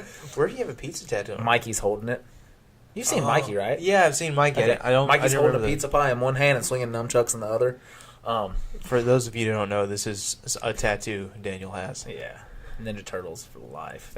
Heroes in the half shell. Turtle power. So have I told you my new idea for tattoo? No, what is it? I really, really want to do it, and it's gonna be fighting tooth and nail with Tiffany. I'm gonna do a full leg sleeve because I've decided I'm gonna be an adult and not have sleeves. I swore I was gonna do a 3/4 sleeve my whole life, and I'm like, dude, I'll just wear long sleeves all the time. I'll just wear long sleeves all the time. I live in Florida. Mm-hmm. I work in construction, kind of. I like supervise. I don't really actually work. I'm lazy. I'm not wearing long sleeves in the middle of the summer on job sites in the sun. So sleeves are out of the question, basically. But I can do a full leg sleeve because I have to wear pants no matter what. I'm never going to be wearing shorts. And I want to do a New Age Avengers piece. Ooh. I'm talking like portrait style. Go to probably Gabe at Hula Moon or somebody. I'll find somebody that's the best around portrait. And have the back of my calf, my theory is, this is just kind of all spitballing, on the back of my calf, because that's going to be my biggest real estate, is going to have Iron Man flying, hands back behind him, feet together, just like he's launching into outer space, like a full-on, and then that's going to be the main centerpiece, because he's by far my favorite superhero. Mm-hmm. Yeah, we'll go with by far. Anyways, and then the Hulk's going to be the only one that's going to be really hard to fit anywhere else. So I'm thinking I may go like him in the distance and do like a smaller Hulk, like he's kind of away, and do like a scene. But I want to do like a full scene, almost like an Avengers. I'm probably not going to get, as bad as it hurts me, Black Widow, because I'd get her tattooed on my face. What? Which part? How did she not get the cut? Make the cut? I don't think I have that much real estate on my calves. I'm gonna have to start doing some calf raises.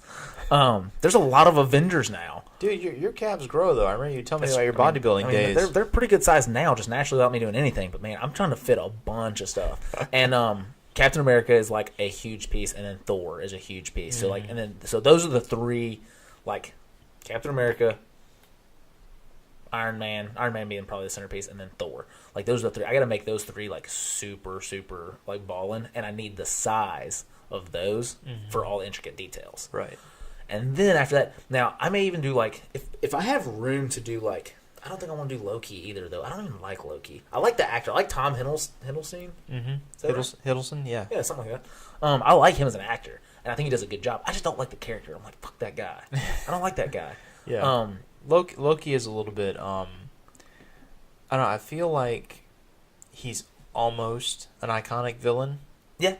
And most of the attention he gets is from the fangirls. Like, yeah. Loki's fun to watch. He's like 6'4", broad shoulders, tiny waist. Like, he's not super muscular, but he's a good-sized guy. He has a very handsome face. Like, I get that. Yeah. If he wasn't a iconic villain before, he definitely is now. Like, he will be known, especially to, like, our children. Mm-hmm. Well, maybe. It depends on, like, technology changes so much that I don't know if kids will actually even enjoy these movies. Like, I loved Star Wars as a kid. Mm-hmm. I don't even like the old Star Wars now. I whispered that like I care. Dude, I want to watch the new Star Wars. You know why? Because fucking graphics are better. Things are better. Like, first off, if it wasn't for Harrison Ford, I wouldn't even watch the old ones at all. I'd be like, nah, they're stupid. Harrison Ford's the fucking man.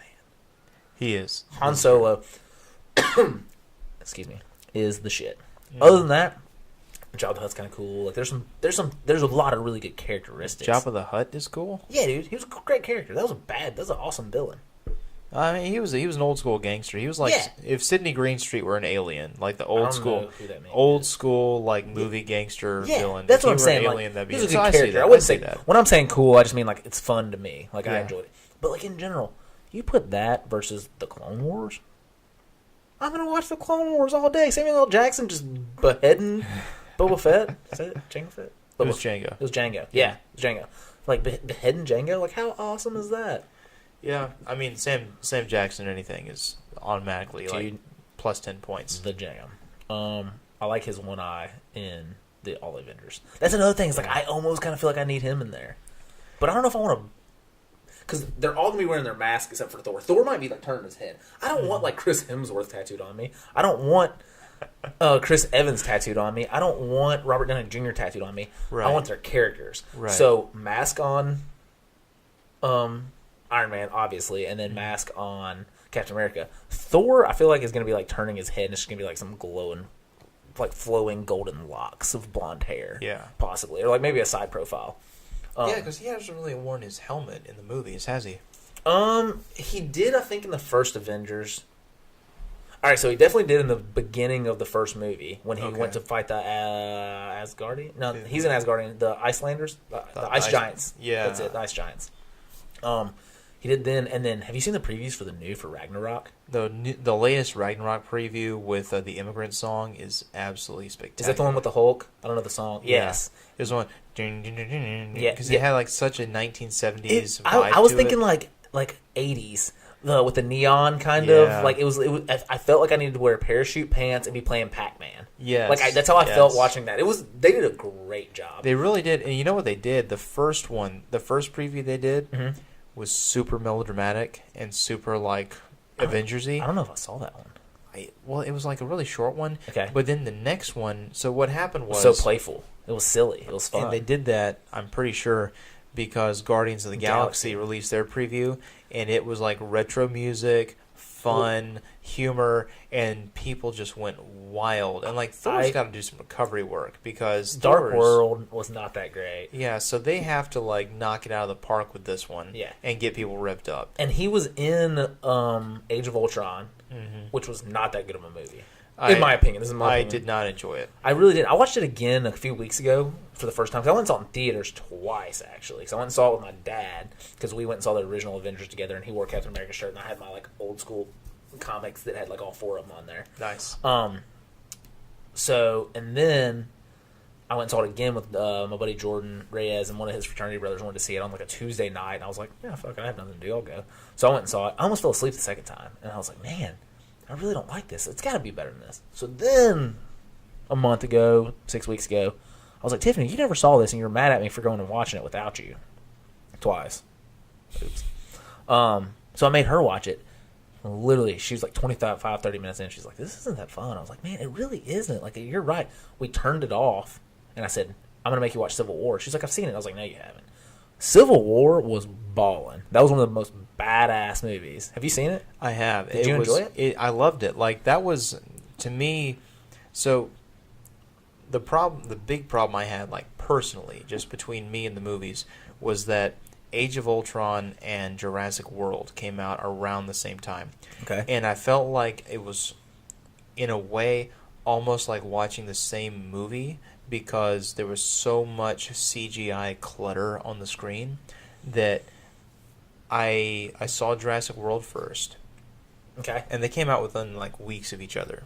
Okay. Like the studios separated them just enough to let one make its break even before the other one came in. And something about Jurassic World, there were so many wide shots of this island with about 1 million fake pterodactyls flying around the camera, and it just it's one of those things where they keep doing it because they can, not always because they should. Just keep throwing stuff on screen that just eventually gets in the way of the story. And then the same thing, Age of Ultron, when I finally saw that and saw like 1 million James Spader robots flying around, I'm like, so glad you said his name. I was just thinking, I was like, man, what's that guy's name? He's awesome. Yeah, I loved him as the character, but then what they did with this infinite multiplication of the character and then introducing Vision. So now you basically have a robot god versus a synthetic humanoid android god. And it's like there's no risk when no one can die. It's like you're basically just waiting to... It's like watching a YouTube vlog. Because, like, nothing really bad is going to happen. I'm just going to finish watching what they do today, you know? Okay, so you don't think Vision can die? Like, at all? Well, I'm just curious. Well, I know you go to the comics and, like, everyone has their, like, thing, I don't know. I don't remember Vision from the comics. I did read the comics when I was a kid, but not enough. I don't remember Vision. Like, when he came along, I was like, oh, wow. I was like, Jarvis is a person now. Yeah, which is although I got to say the actor that plays him, Paul Bettany, is always really good. So I like seeing him have more to do. I think he's a great character because he was in Civil War and did very well in that. I mean, literally the best and funniest part of, in my opinion, of all of Age of Ultron was when Vision picked up the hammer and handed it to Thor. Yes, and I was like, that's awesome. That just happened. Yeah, and see that's the thing is that. You get to this point where the heroes are so powerful, it's like, Thor is literally a god. Yes. Even though they've made it like more interdimensional, but he's a god. Tony Stark should be human wearing a suit of armor, but the suits are still so powerful in the movies. Yeah. He's not going to get hurt. Most of the time. Yeah. I'm kind of with you. Because he went to space and survived. It's like he was like on the edge. He was on the edge, but he still made it out. And just like they they keep putting them like into like deeper and deeper trouble, and they keep like surviving without like being in a hospital bed at the end of the movie. I'm just like, and then the to backtrack a little bit, Phil Coulson, they brought him back to life for the Marvel's Agents of S.H.I.E.L.D. on TV. Did you watch any of that? I watched the first like 2 seasons. I watched the first 2, and then I lost interest. I did too. It got the too end many of characters. 2. The end of season 2 premiered on a Wednesday before Avengers: Age of Ultron came out on a Thursday, and I watched all the way up till then. Went and saw Age of Ultron, and I was like, "Fuck that show." I like that guy though. I like Phil Coulson. No, he's a great character, but like you destroy, like from a filmmaking, like a structural kind of point of view, when it's so easy for like a human to come back to life. You know, like when you see him. Would you say it was so easy though? Well, I feel like that show made it seem They gave it backstory, but like for us, the viewer, it's like Phil Coulson is dead, and we're crying about it in the Avengers. Oh, I hated it. And then we get to the TV show 6 months later, and he just walks on screen. Yeah. And then they gave it backstory, and they showed that it was actually a pretty horrific process for that to happen. But for us as the viewers, it's like, oh, Phil's back, cool. We have a TV show now. Yeah. And it's like it undercuts the tension a little bit, which is what's been bugging me about a lot of movies. I'm like, will you please kill a character and make him stay dead, just so I know. Dude, have you ever watched anything Shonda Rhimes has ever written? You know who Shonda Rhimes is, right? She did like Grey's Anatomy, Scandal, like all these like super huge popular TV shows. I've seen some of Scandal. Big old black girl. Scandal was really cool for a while. Tiffany's still watching it. I just lost interest. People who love it, love it. Yep, I liked it, and then I was just like, all right. It was the same thing over and over again. It was just. It's like Law and Order, you know what I mean? It seemed like now there was always the running back story, but every episode was just like some other crisis, and then the girl, what's her name? Kerry Washington, whatever her name, Olivia Pope. Olivia Pope would swoop in with her like knights in shining armor, is what she called herself, and would like fix the problem. And that was every episode. And I was like, okay, it's boring to me. Anyways, long segue. That woman will kill off a main character and not give a fuck about it. It is gone. It is out. And I literally was like, no way that person's dead. Tiffany's like, oh no, she likes killing off main characters. It's like a part of her surprise. And I go, what? Well, then Tiffany watched Grey's all the time. I see episodes here and there because I just am lazy. I don't feel like going somewhere else. So I sit there and play my phone. Like main characters, like shot in the fucking face, like the beginning of an episode all the time.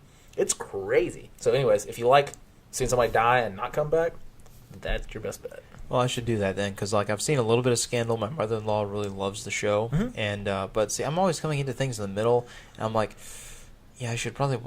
Do I really want to watch like 3 seasons to get caught up, or Scandal? do I just want to turn Frasier on again? I can't decide. See, I don't have a Frasier like you do. Like I used to watch the Flash and the Arrow. And a lot of those were my shows. And then my go-to was always How I Met Your Mother. And for some reason, I've seen How I Met Your Mother so many times now. If I went back and watch it now, I'd probably be fine. I hadn't watched it in like 2 years. But up until that, I watched it like literally every day. I'm like, oh, I knew the words to it. So I don't have like a go-to of something just to flip on. I've been struggling with that recently. Sorry, we're going real deep into some segues. Netflix, have you seen Oliver Stone's The Unwritten History of America? No, and last night when you were deep in your cups, you were talking to me about it then. Okay, got it. It's on my list. It is, and I'm probably going to start watching it this weekend because I think this, and we are recording this like 2 days before Memorial Day weekend, so we're about to have a long weekend. That's true. And I plan on carving out some time to actually watch some new stuff because I texted Annie today, and this is a segue of a segue. I have, like, between our buddy's little episode last night and, like, the last 10 days, I've been so, like, ridiculously busy and overcommitted between regular work, buddy's wedding last Friday that I had to photograph, driving to Jackson at the spur of the moment for the Greek festival that my brother-in-law was chairing. It's like I haven't really stopped in about 10 days, and I texted Annie today, and I was like, I feel like I'm to that point where I'm going to be sick if I keep this up. Because I can start feeling like this heavy like the exhaustion's gathering in like my head and my chest, well, and your I'm immune like, system starts going down after you run your body that ragged. yeah. So like I haven't even been to the gym in 2 weeks because it's been like, oh, wow. I need to, whatever energy I have. Well, you've been advertising that for a while now. You're almost proud of it. Dude, I saw Tits McGee running today. I went to the brewery right there behind McGuire's, and she's like running and sweating, and I'm like, high five, I'm going to get beer. Anyways. For those of you who don't know who Tits McGee is, she is a wonderful person with a good mind. But she's the most positive person I've ever met in my life, and I'm guessing she's probably pretty in the face, but I never look at it. But she is very well endowed with some structural add-ons that she is quite proud of. Dude, she had 2 sports bras on today, and they still were hitting her in the face as she jogged. See, I don't know. Like, I know she actually had like a augmentation and then a reduction, but can you imagine what they were like before? Because I honestly can't. When I met her, well, let me rephrase this. When I became friends with her, I had met her a bunch here and there through like mutual friends and stuff like that. When I actually became friends with her, she had just got them reduced, and they're ginormous. They're like I's or H's or something. They're not double D's. They're like I think they're E's. I don't even know how that works. I think they skip a couple. I think it's like an H. Is it E, F, G? I think they skip like E, F, and G, and they go straight to H. And then I know there's I's, because I know like a lady has some double I's. But those are usually like the black ladies that had like 17 kids. And they like, when she takes her bra off, they hit her in the knees. Just like a slap. Dude, you can just roll it up like a fruit roll up. Anyways, you hadn't been to the gym in 2 weeks. You're so exhausted, so you texted Annie and said, I'm probably going to be sick soon because I can just feel like it's all gathering. It's weighing me down. And, it's like I know that activity, energy exerted usually like gives you a refund. Like if you get up and work out, you'll feel better and have more energy the rest of the day. But at this point, it's like a contest between the work I need to get done and getting enough sleep to be able to do it again the next day. So it's like I need that extra hour just to sleep, just to have brain function, so I can go. It's like the worst toss up in the world to try to like keep it all going. Well, and I don't do it as much now because I don't get me wrong, I still drink a lot. I still like to party, have a good time. I don't stay up like I used to.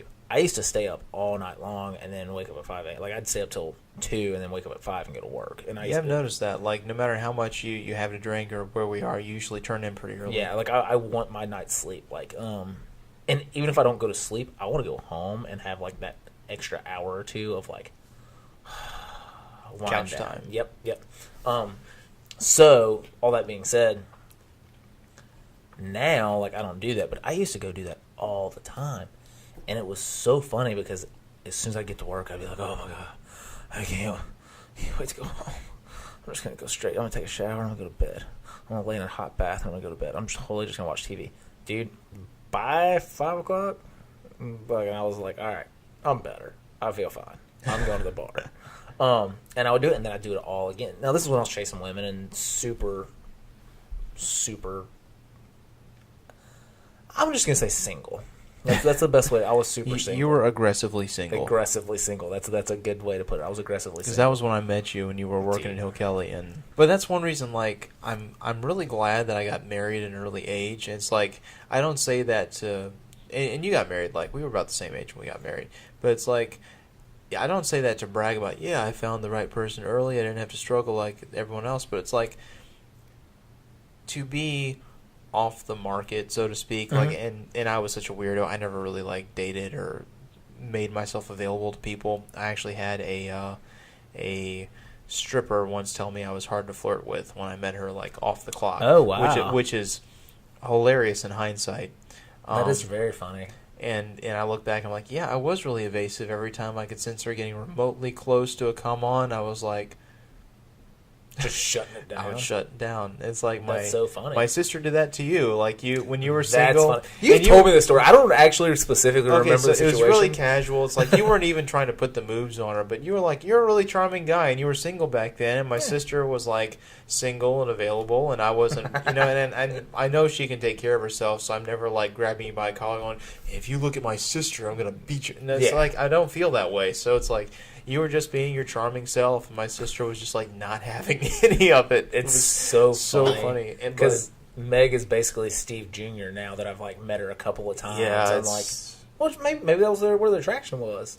You know, that Remember, would explain I told you things. I tried to do the frauding. Frauding. It just wasn't for me. Yeah, for me. yeah.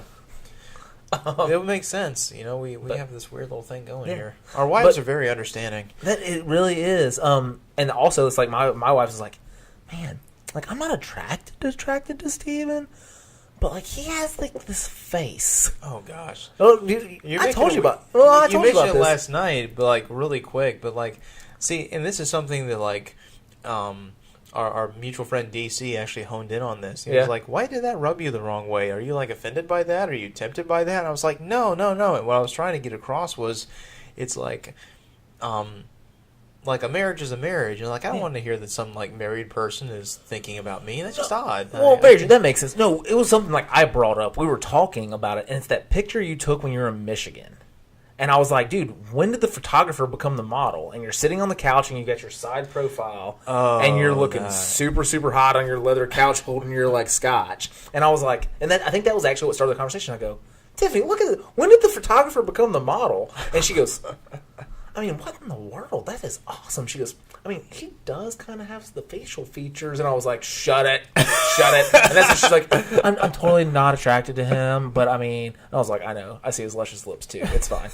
But oh my gosh. I mean, got to make you uncomfortable somehow. Oh yeah, I'm very uncomfortable right now. So like up top, mission successful.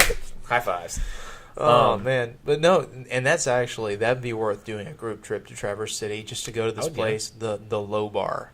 It's a speakeasy in a basement, and it's amazing. I'm there. And like what you saw in that picture, that is the actual atmosphere of the place. It is so cool. So you're just resonating trips on Daniel's on. Let's do trips now. The wedding's paid for. I'm just ready to spend money on fun instead of spend a whole bunch of money on something I didn't want to fucking do. And Tiffany didn't even want to do once she figured out how it was. But we regret that thing so bad. That's what's so funny about it. We're like, no, our pictures were bad. Like, I don't know. It's your fault. Okay, context here for people who aren't in Pensacola and aren't overhearing us at Old Hickory rehashing this every freaking month. So I was unavailable to photograph Daniel's wedding because of a group trip that I signed up for like an idiot because not like an idiot. Andy got to sing at Carnegie Hall, which was cool, but it was a group trip, which sucked. It sucked monkey balls. It was terrible. So because of that trip and being unable to coordinate the flights, because I was tied down to a group of Southern Baptists, I wasn't able to photograph Daniel's wedding, and I still feel bad about that. I paid $3,000 for shitty pictures, and I'm pissed about it. And he makes sure that I don't forget about it. So he can say it's a shitty trip all he wants. I was on my honeymoon following his Snapchat story going, man, I wish I was in New York right now. And I was in New York saying, I wish I was in the Bahamas right now. I wanted to go to New York City for our honeymoon, and she was like, it's too much work. Let's go somewhere tropical. Well, Daniel let his passport expire until like 2 months beforehand when we went to go book it. So we went to Miami and Key West because if you ask her, Daniel's a dick. But anyways, I could do me some Key West right now. That sounds like dude, I want to go. I'm actually excited about Savannah. I'm kind of not as much because there's so many people, too many dicks. And I mean that literally, not like people are dickheads. I mean, it's like a lot of there's dudes. like 10 penises that at least probably I'm guessing let's say 60% of them are going to be probably slightly controlling and want to do their own thing and be like kind of bossy. And I'm not going to fucking have it because you can be 6'7" and 400 pounds. I'm like, this is my fucking trip. I'm making this happen. And like it's up to Andy and me. Those are the options, and Steve because Steve's on my side. I'm kind of the enforcer. I'm going to be sitting in the back seat, like, quietly putting sleeper holds on people to keep the peace. Yeah, I will shoot someone, or threaten to at least. I probably won't shoot anybody. If I do, it'll be like a kneecap. No, we're going to... See, that's the problem. If we bring firearms on this trip, we're going to have to leave them in the car because it's illegal to take them in bars. Yeah, that's true. And if we're doing a bachelor party, we will be entering bars, and we're That's going 100% accurate. I never take one at a bar. Well, I don't either. I'm just saying, like... I'm still going to take one, though, because, I mean, that's a car gun, and then, like, once you're in the apartment gun. Yeah. I'm not actually trying to shoot anybody. That's just, like, I wonder sometimes. Dude, I've wanted to. There's been a handful of times. I almost shot somebody today just for being in the fucking way on the road. Like, I can deal with, like, dumb people driving for, like, 6 or 7 hours. But, like, that 8th hour, that between 4 and 5 p.m. when I'm just like, all right, I'm done with the day. I'm just trying to get back to the office to finish up, or I'm trying to get home. And there's that person that's just, like, in the left lane, stopped, looking, and they have, like, Louisiana plates every time. Fucking the Big Easy needs to teach people how to drive. See, if you're over there, it works somehow. What's that? If you're over there, it works. Yeah, I can drive. I can drive in their crazy city. Why can't they drive in our not crazy city? I'll never understand it. I don't know. Why can't people get across the bridge without stalling? That's what I want to know. 3 miles of straight concrete, no one can hold it together. Literally, to the end. I have been on empty before. It never is 3 miles still empty. It's 10, it's 20, it's 30. I've never been like a mile and a half because they always seem to make it to the top. They don't make it up the hill or down the hill. It's always right at the peak of the top. They're like, we're just going to break down right here, right in the middle of the 3 mile bridge. It's a good view. By the way, the new bridge is going to be badass. I hope so. I'm hoping it doesn't I'm hoping it's not like an awesome bridge with a terrible bottleneck in a Gulf breeze. So definitely going to be. The other way though, I think it's going to be fine. Yeah. I think coming out of Gulf Breeze, I don't know this. I think coming out of Gulf Breeze into Pensacola is going to be fantastic. But I think I think it's inevitable. I may be wrong. They may figure something out, but it's going to be rough. The big issue is going to be the last, I'm going to say 6 to 8 months of the whole thing, where they do the ramps, the lead-ups to. Because they can basically build the entire bridge without shutting down 3 Mile now. Right. As soon as the bridge is built, and there's this much room, I'm doing little finger symbols, on each side of it to land, they're going to basically shut down shut down to one lane each way for like 6 months, most likely. This is a guesstimate. On the 3 Mile, while they navigate the traffic and build the on-ramps. They're going to see a spike in local suicides it's going to be bad. It's going to be real bad. Man. Because, like, it's bad enough right now. Like, and all I have to do to get to work is get across the bridge. Because we're in that office complex right there when you get off the bridge. As soon as you take a left. Yeah. Yeah, it's like U-turn lane, turn lane, second turn lane. Like, quarter of a mile from the base of the bridge, I turn left, I'm at work. But even getting that far is an increasingly hard battle every month. Like, especially now that we're getting into tourist season, and we have these just... What time do you have to be at work? They're really easy about it. Between 8 and 9, I try to get there as close to 8 as possible. Yeah. But, like, you get on, like, a Friday, and you have these log jams of, like, Texas, Louisiana, all the plates that really love coming to this area. High school graduation's, like, this weekend, too, so you've got... Well, this is also Memorial Day weekend. And see, here's the thing. You know, for people who aren't from Pensacola, Pensacola Beach is like it becomes GLBTQ mecca during Memorial Day. So we have these massive pride parties. How many numbers did you do? It's LGBT. I refuse to use any of the other ones. Okay, I'm just trying to be nice. Okay. Yeah.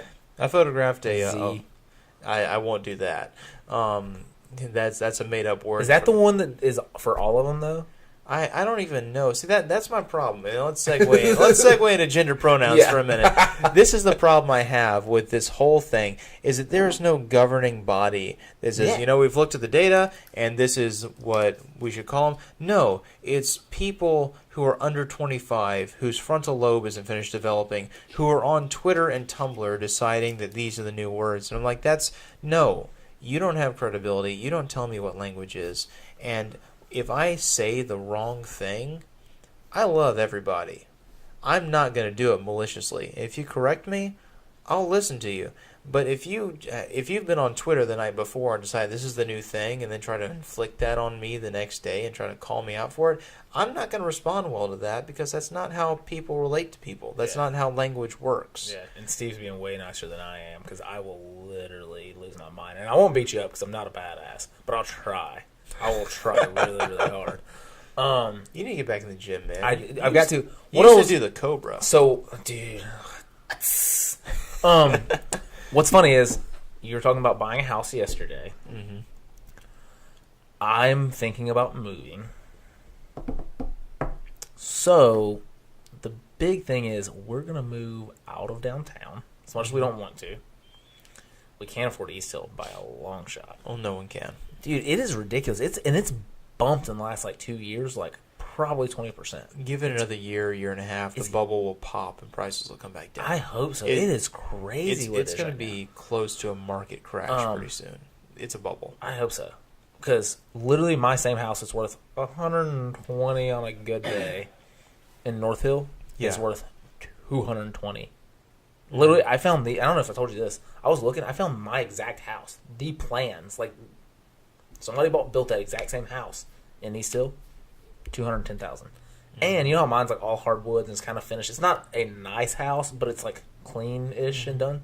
This one still has shag carpet and wallpaper and borders on the bathroom walls and stuff like that. I'm so sorry. And it's $210, I think. My house is worth $120.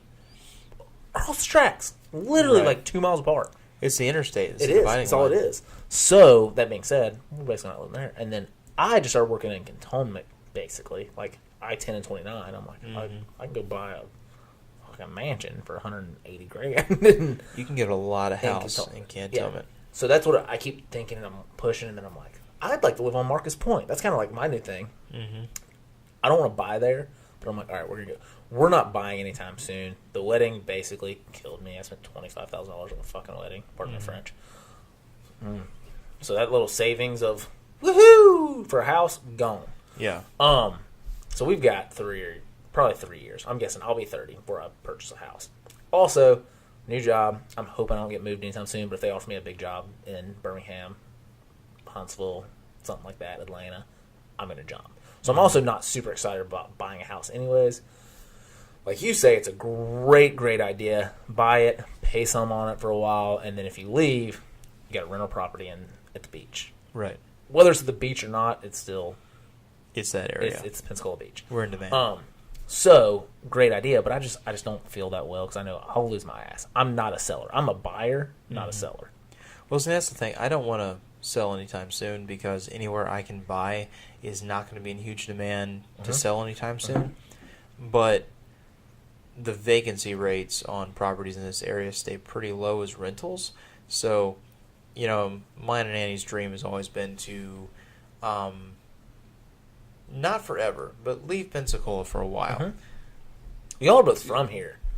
Yeah, we're born and raised. We were born and raised. I mean, technically Annie was born in Chicago, but from the time she was 8 months old, she lived here, so it counts. Yeah. And we've always wanted to go live really far, like England, Scotland, Ireland, some English speaking country. Oh, God. And I'm gonna talk Tiffany into doing it with you. I would go. That'd be fun because that's actually my cash out plan. Is if everything goes south in the U.S., I'm gonna go to Scotland and shop Pete for a distillery and just get away from people. Okay. But we wanted to do that. But we've never found a better area for families. So anytime we were ready to have kids or raise a family, we'd come back here. Yep. And I want my kids to go to Gulf Breeze. It's I actually want my kids to go to private school. But in theory, I want them to grow up in Gulf Breeze. See, in a perfect world, I have I do what that dude from Joe DeSena, who founded the I think he founded Spartan Race or something like that. Okay. But he has private tutors come to his house, and he has his kids wake up in the morning and they have 2 hours of kung fu, and then they're learning Mandarin Chinese, yeah, and then they're doing normal school, and it's the coolest setup in the world. I promise you. My child, if I can afford it, if there's any which way, it will at least know Spanish. Mm-hmm. Minimum.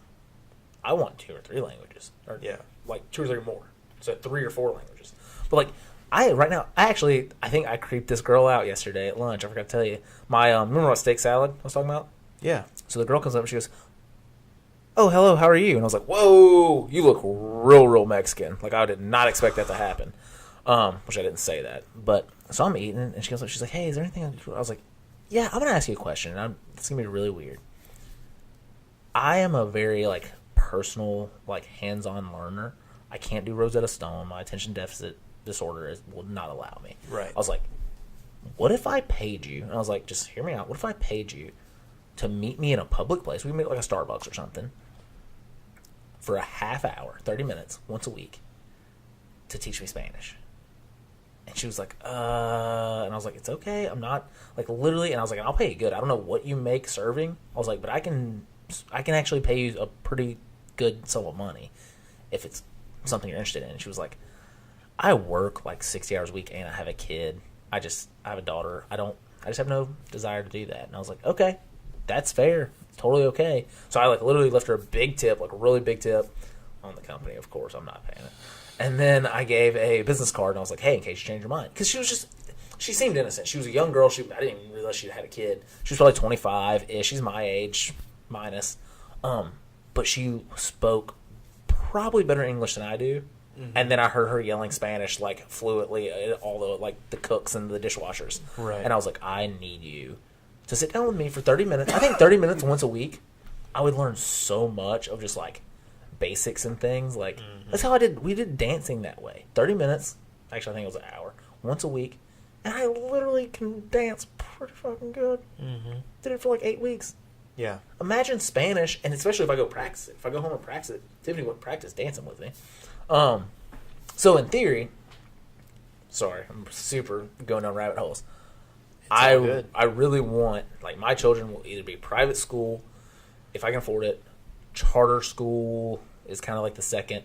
Because that one in East Hill, actually, that art school, that art elementary school. Oh, I don't remember what it's called. Is that one in the old hospital above the vineyard? No. No, this is one, I don't think, no. Wait, the School of Liberal Arts, it's got its own building? Yeah. Yeah, okay, I know what you're there. talking Liberal arts, same thing.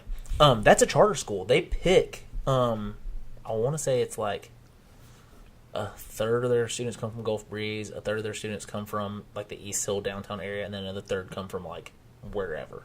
Gotcha. And they actually, you have to apply and get in and stuff like that. A guy I work with now, his wife's a teacher. She's like a kindergarten or first grade teacher there. And he was telling me about it, and I was like, that's awesome. So that's like the second choice. Like, if I can't afford private school, which I'm hoping I can, I feel like I'll be able to. You'll be fine, especially that new place you're working. Like, you're gonna have so many, like, awesome accounts. Yeah. You know, you'll be fine. All I do is go to lunch with people. It's fine. Like, I literally just go schmooze people for lunch, and then now I take lots of ass shootings on the phone because stuff's not right. Mm-hmm.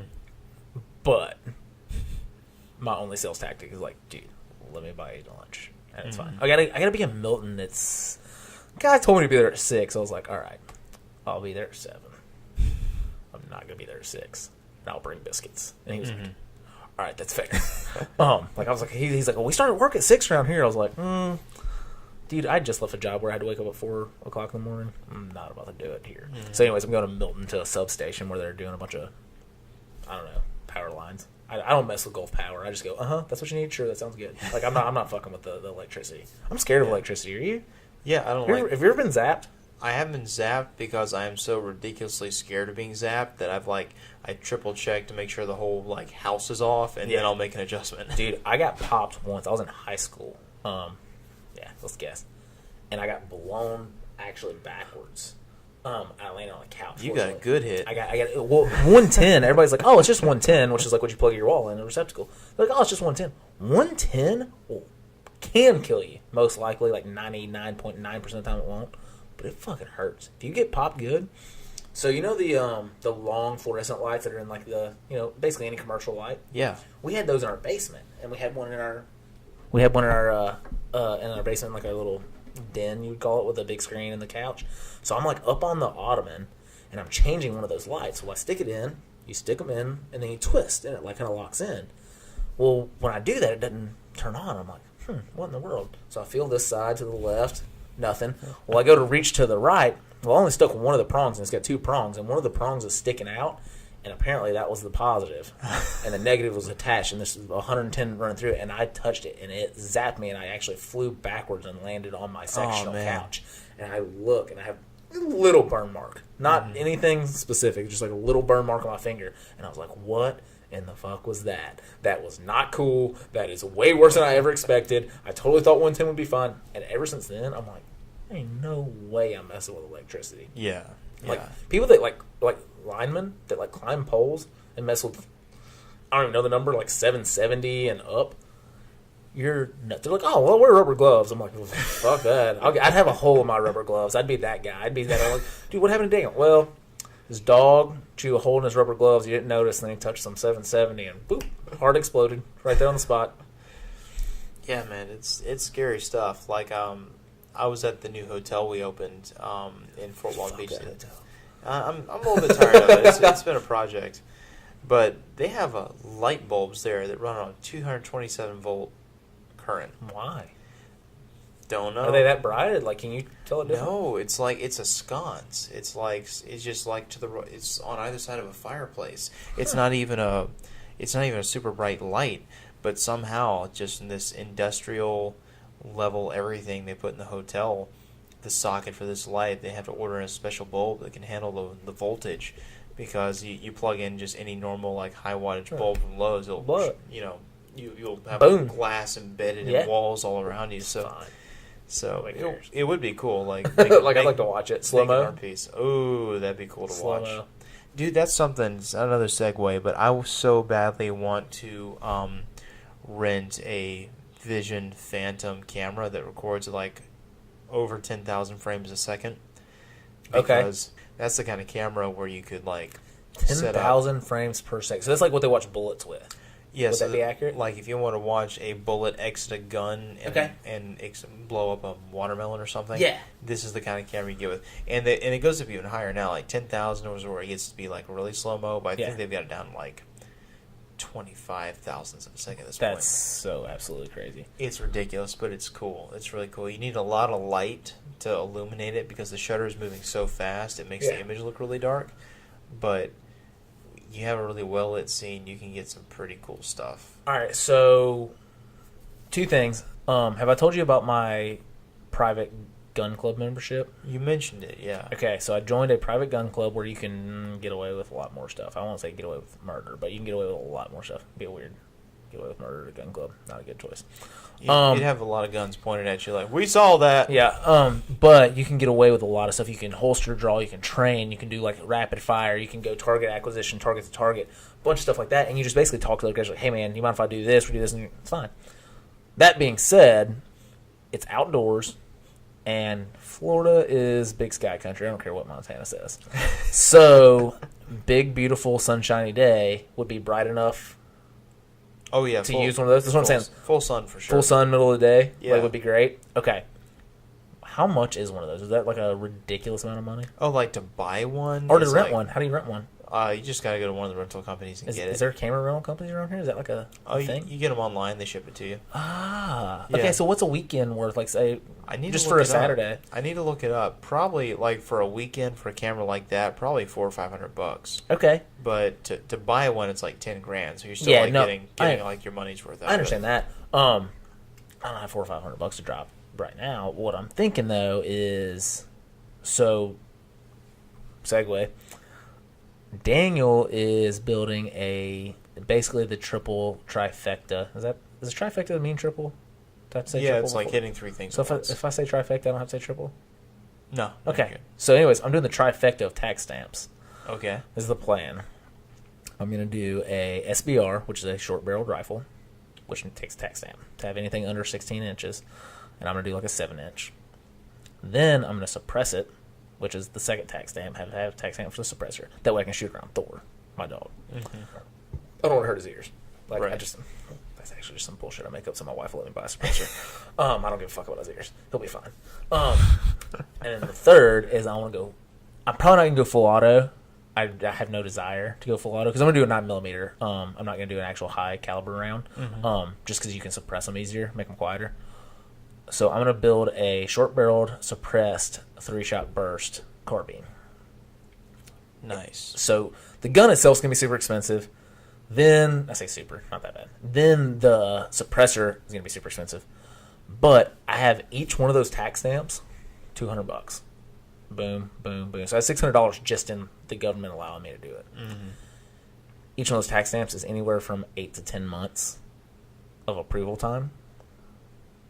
The big issue is I don't know if I have $600 to do all three of them at once. So I may do one, then do another, then do another. So I don't know what my time frame is on getting one. But what I'm saying is I want to do a 10,000 frames per second camera rental and go out and shoot. That would be the perfect one to do it. That would be cool. Because it's 3-shot bursts, just and you see how fast bullets are coming out, and it's man, is it literally awesome. 1, 2, 3? Are they following each other? Like that to me would be one of the coolest things. Yeah, especially if they all like spread a little bit in different directions. Yeah, and like what is? We probably Google. You probably find somebody that's done this, but it's not like we're the pioneers of it. But that's a really cool idea. But I'm a year minimum till I get this thing finished. Oh yeah, and that's my to a certain extent my frustration as well. Is just we're trying to sock away. We could get a pretty decent house with a stamp loan, which is apparently something Synovus is doing right now, which is 3% down and 3%. Yeah, 3%, and they pay your closing costs, but it has to be in a certain what's technically a depressed area, but because they haven't updated their records in years. East Hill is still a depressed area. Downtown, East Hill, certain parts of Cordova Park. You can get a nice house on that loan. So that's what we're trying to do. But even 3% on, let's say nice $200,000 is still $6,000, which we haven't had that sitting around ever because we basically paid the cost of a really generous down payment on our honeymoon because we kept our wedding really economical. Yeah, but y'all went to Europe. We went to Scotland. You went to. Our wedding was in Tallahassee at the Wakulla Springs Lodge, which was actually a pretty decent rate for what we got. But then the honeymoon, Annie was like, I don't want to do 5 days in Destin. I want to go someplace, and preferably overseas. So I was like, okay. So we went to Germany and then took the train back to London and then did a few days in Ireland. And that was between everything I prepaid on the trip and then all the money I spent in cash on the trip itself. That was a very nice house that we did not buy because of that trip. Yeah, I'm with you. I could have put 30% down. Yeah, I believe it. On a house. That's stupid fucking wedding. That's fine. I tell her that all the time. What's funny is she goes, I know. Why'd you let me do that? And I'm like, I didn't let you do that. I tried to talk you out of it. You weren't having it. But the thing is, it's you had a wedding. You had a good wedding. And that's the thing is that, how would you know? You weren't there. I saw the pictures, and yes. That you didn't take? They weren't my pictures, but at the same time, I saw a good party. It was a pretty good hangover party because everyone was so hurting from the rehearsal dinner. Oh, man, I can't even imagine. Yeah, it was bad. Tiffany punched me in the face. Have you ever heard that story? I heard about that, okay. Yeah. You said a little too much, and... Yeah, I was probably telling her, I was like, you need to calm your shit or something like that, and she hauled off and smoked You were telling her to calm down, and she wasn't having it, and ka-ching. Yep, it was kind of funny. It's funny afterwards. It was not funny Oh yeah, she enjoys telling the story. What's funny is I just realized on the back of these awesome bullet glasses, they've got measuring marks. Yeah, that's and I've been pouring to the line above Frontier whiskey but below whiskey. You see the little mark there? Oh, yeah. That's what I've been pouring to, so I'm kind of been double over pouring. Fine. Hey, we didn't get too silly yet. No, we've actually been very under control tonight. Do we know what our time frame is now? Is that 2 hours and 4 minutes? Is that what I'm seeing? Yeah, that's what crazy. I'm saying. I hadn't even looked at the clock. I know. Oh, shoot, it's 9 o'clock. That's fun. Yeah, this is... It really is weird how fast it goes by when you just start talking about random things. Oh, yeah, what's funny is these are the conversations we have... all the time. Yeah, and... I see the point. There's a certain amount of ego to recording these conversations, but it's fun to do. That's the thing. It's a good time. Although I will say, I am starting to yawn a little bit. I think I need some food. Yeah. Dude, can we put it on pause? How's that work? Yeah, we can pause it. Pause it. I gotta take a piss. Yeah, so we ended up getting food and not coming back that night. It got kind of late and Daniel had to go home. But awesome first conversation. Love hanging out with my buddy Daniel. And thank you guys so much for listening. Talk to you soon.